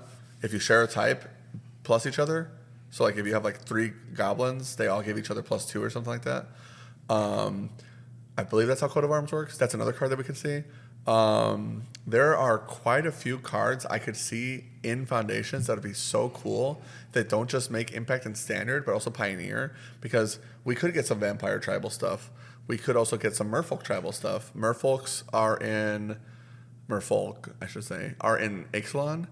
And last Standard, I think even like Haviva, she top-aided RCQ we were at. She got to the semifinals. She got to the semifinals of the RCQ I lost to Bernal at in the quarterfinals. She got to semis with Simic Fish. And Tashana's Highlander is a Merfolk. There's quite a few good Merfolks. If we got like Lord of Atlantis and or Master of the Pearl Triton, they both are now in Pioneer. They're both now in Standard. You could play Merfolk, you know. I could see like Ether Vial being in Foundations. That'd be kind of cool because then Ether Vial is in Pioneer and in Standard. And like that's like where else do you put it, you know? Right. Like 5 years of Aether Vial doesn't really matter if it's in Standard, in my opinion, because like not every deck can support Aether Vial. Right. You know what I mean? Yeah. Same thing with like maybe we'll get like a 2-mana cantrip or like a 1-mana cantrip. Like imagine we got like a 2-mana preordain or something like that, you know? Yeah. There's a lot of cool cards they could put into Foundations. They could put like artifact support too. I've been kind of wanting Mind Stone in the format, so I could play Forsaken Monument in Pioneer. That would be really fun, where like you're tapping extra colorless sources for anything that makes it colorless. Then you can play like Zilfur Void or whatever it's called from Dominaria and Forsaken Monument. I would totally love that. I think Foundations has the potential to be such an amazing set. So like if Duskmourn and Foundation gives us vampires, to your point, like Vein Ripper might have like a home, you know? It's not lost on me that Sorin got banned, and it wasn't like Rakdos was like crushing the format, because I was genuinely surprised when they banned in Pioneer. We had just been talking in the Discord for like a month about how, sure, the format was kind of stale, but if you enjoy it, you enjoy it, and it's very stable. Well, it was. It was extremely stable. There was no like pivoting. The format just looked like these 5 decks, and then there was the big 3, and then like you couldn't really deviate, but at the same time you couldn't cook, which was like my issue with the format. There was no like, oh, I'm gonna try to do this brew. No, you play Rakdos, you play Amalia, or you play Phoenix, or Mono Green, or Lotus Field. That's about it. And I win with Niv. Yeah, exactly. And so like you could play a tier 2 deck, but there was 3 good decks, and they were like 2 of them gone. Treasure Cruise is like ain't no big 3, it's just big me. But literally, it was just like such a shake up. I was like, usually I'm like anti-bans for Pioneer. I was like, this is awesome. Like, thank you for this. Like, let's see what happens. But the fact that they were willing to ban Sorin and it wasn't broken theoretically, obviously Vayner on turn 3 feels bad, but yeah, it wasn't like unmanageable. I feel like we're gonna get some crazy vampires, either in Duskmourn or Foundation. Well, and I think that at least one that's like -3. That Jesus. yeah. I think that it could be cool. And you know me, I always try and play tribal when it's actually relevant and constructed, because I never get to. Right. So yeah, you missed that window in Modern when like half the decks were tribal decks. Yeah, and I was, if you remember, like when I first got back into Magic, I was trying to make Orzhov vampires like really work. Yeah. And I think it was with... Was that with Ixalan actually? No, it wasn't that far back. It was before Ixalan. It was like, you were playing... Oh, shoot. I forget the name of the vampire, but he's a 5-drop, and like when he ETBs, you lose X life and draw X cards, where X is the number Champion of Dusk. Yeah. I thought that was Rivals of Ixalan. Oh, I'm sorry. Rivals. When you say Ixalan, I think Caverns. Oh, yeah, sorry. No, you're good. So that's what I was playing, and it was with Sorin, and it was just when like new, man, what is the guy? Markov? You're talking about Edgar? Yes, when new Edgar was printed, where he was like a lord that like he could never die. The Crimson Val one, right? Yeah. I was like, was so cool. and that deck was cute, but like not good. I wish that Crimson Val Edgar Markov was playable with Invasion of Tolbada. Like that deck was so bad, but that was like so close to being like a really awesome wedding announcement deck. Yeah. I definitely get where you're coming from, and like Ixalan and Rivals definitely wanted you to play black-white vampires, and there was like some like mono-white deck that played like Legion's Landing that was pretty cool. Legion's Landing is a card that I could see like making a comeback if they really wanted to give us like vampire support. Legion's Landing could definitely be in the core set, because like the beauty of the core set is it doesn't really matter what plane the card is from. It could be like it's almost like an all plane set. Yeah, all So planes. I'd love to see some like early Tarkir stuff in there as well, like some hints at what we're going to be getting. But I truly, truly want the set to be like, give us a lot of tribal cards, just because. It doesn't have to be like a tribal set. Just give us a bunch of like random tools, like Door of Destiny's Coat of Arms out the gate. Like that's random enough that's like, that'd be awesome. Plus Coat of Arms is like a $20 card. So it's like cool for Commander. It drops out to like $5 or $10, but it's like a card you rip in a pack and you don't like feel completely bad about. Yeah. I could even see like Chromatic Orrery. Have you seen the price on that card? Oh, it's so expensive. It's like $45 now, Chromatic Orrery. Really? What? I bought it for like the Joda deck that I played. I remember it was like $5. And I never saw it that cheap, but I did not pay that much when I bought it. Zendikar Rising had like these crazy artifacts, and then that core set, Core 21 or Core 20, around Zendikar Rising, where we got like Forsaken Monument, Lithoform Engine, all those like crazy artifacts, and they were like, to me, I was like, these are hella cheap for how good they are in Commander and artifact decks in general. It's like, when I see Chromatic Orrery being like $45, $50, I'm like, I'm not shocked, but put it in Foundation, please. Because like, that's the kind of card that will go back up. You just want that card in Commander. Yeah. But it'd be cool to see it in Standard, like maybe Blue-White Artifacts is like, oh yeah, now we're going big game. Now we're going to flip Ursa and Might and Weakstone, you know what I mean? I'd be like, what? Like, that'd be so cool. Like, Artifacts for sure need to be in Foundation. Like, that deck needs help. The whole deck is 3-drops. I think Azorius Artifacts is a really strong deck that is just the wrong place at the wrong time. Well, and I think another deck too that could really like get buffs from foundations is like making Sacrifice a deck again. Oh, yeah. Because like Red Black Sacrifice, like when you go back to like the Karn, like the mono green Karn time, Yeah. and like that was a real contender with like Yes. Mayhem Devil and like Cat Oven. Yep. And even through Karn the Great Creator, you would still play it. yeah, and now it's just out of the format. And I think that we haven't had a good Sacrifice variant in a while, and I think that That deck needs a 4-mana Corvold. That's what it needs. sure. Because they switched off of Corvold and then started mainboarding Karns themselves. And then Rakdos kind of became a deck instead. Yeah. And so, like, Rakdos mid-range, I was always not a fan of because it replaced the Sacrifice variant. And I really like the Sacrifice variant, like you're saying. I think they need, like, a 3 or 4 mana, like a guy that really helps Mayhem Devil out. Mayhem Devil on 3, X on turn 4. That's what that deck needs, you know? Yeah. Whether it's, like, a stronger Corvold or a lateral move from Corvold, but he's not a 5-drop. Because 5 mana is kind of a lot for, like, a guy that's not really immediately, you know? Yeah. It needs to be high impact. Something like that. We'll see.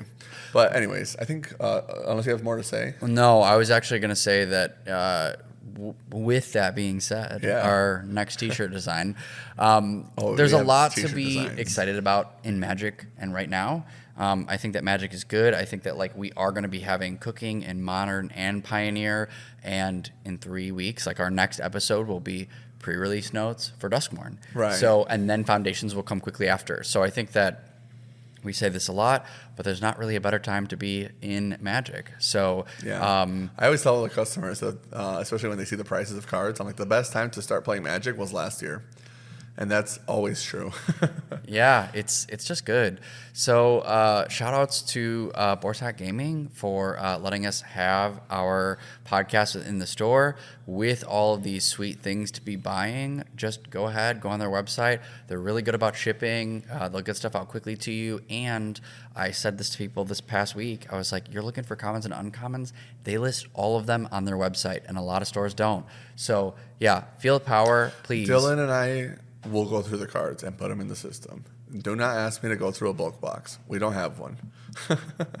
Shout out to Todd for doing the editing for the videos right now. He's literally our free editor. Puts all the cards up that you're seeing on screen. It's a as 2-hour they go up. episode. It's, So like, yeah, 2 hours episode. It takes him like 3 to 4 hours. It's Pray a for lot him. of time. Pray for him. Give him some support. Show him some love. That's why I keep him locked at home in the editing dungeon so he can get all our Boar Hat videos out. Check out our Boar Hat YouTube channel. We all the local gameplay from our store that doesn't go to Sal's channel, MTG Chicago. It goes to Boar Hat Gaming YouTube. And shout out to MTG Chicago, Sal letting us use the cameras, letting us use the cameras in the store, always being willing to help us, makes the thumbnails. That thumbnail last time with Grief and Nadu So was good. so funny. I told him, I was like, hey, put Grief in jail and not Nadu. And then I was like, wait, I didn't think they were going to ban Grief. So it was supposed to be funny and ended up being funnier. But yeah, called it. Yeah, cooking. Anyways, yeah, Sal's a great dude. Check out his channel. Give him a subscribe if you haven't on MTG Chicago. He's already like at 3.2K subscriptions on YouTube, which is awesome. Showing the power of the Midwest, the Chicagoland area, you know. best place for Magic. A best place for Magic. Absolutely, hands down. Let's give a shout out to Nancy Steroids for our intro and outro Yes, music. sir. Go ahead to his Spotify and go ahead and give a listen to his music. He's really been growing in the last few years and continues to do a lot of collaborations. So Yeah. go ahead and give him some love. Yeah, Nasir is a great dude. He doesn't work with Frank anymore, so like this is the only way. I This is the only way we can give him a shout out now. So Can't thank him in sad. person. What's it called? Anybody else? Oh, shout outs to our patrons. Thank you as always, everybody that supports the show. We really, really appreciate it. Helps us keep doing what we love, makes it worth it, and makes it easier to continue to do so without having to worry about stress and stuff. For those of you that are just watching the show for free, grateful to have you guys with the ride as well. I mean, our show wouldn't really be anything if you guys weren't watching. So we really greatly appreciate it. Anybody else we're missing? No, that's it. Tune in next time for us to talk about your pre-release prep for Duskmourn, and hit us up in the comments. We had a lot to talk about. Let us know how we were wrong, and even if not, like, give us some of your hot takes. We want to see what you're cooking Yeah. for these formats that we're going to be playing. I've been doing it in Discord already, but every time we're about to record an episode, I usually ask if there's anything somebody wants us to cover. I didn't do it this time because we just had 2 hours of stuff to talk about. But going forward, I mean, the next one is pre-release. After that, we might need something to cover. So if you guys have any topics or questions, I'm always willing to take any user-submitted questions and topics, and I will gladly try to cover them for you. So otherwise, yeah, anything else? Thanks so much for being here. We appreciate it. That's our show. Have a good one.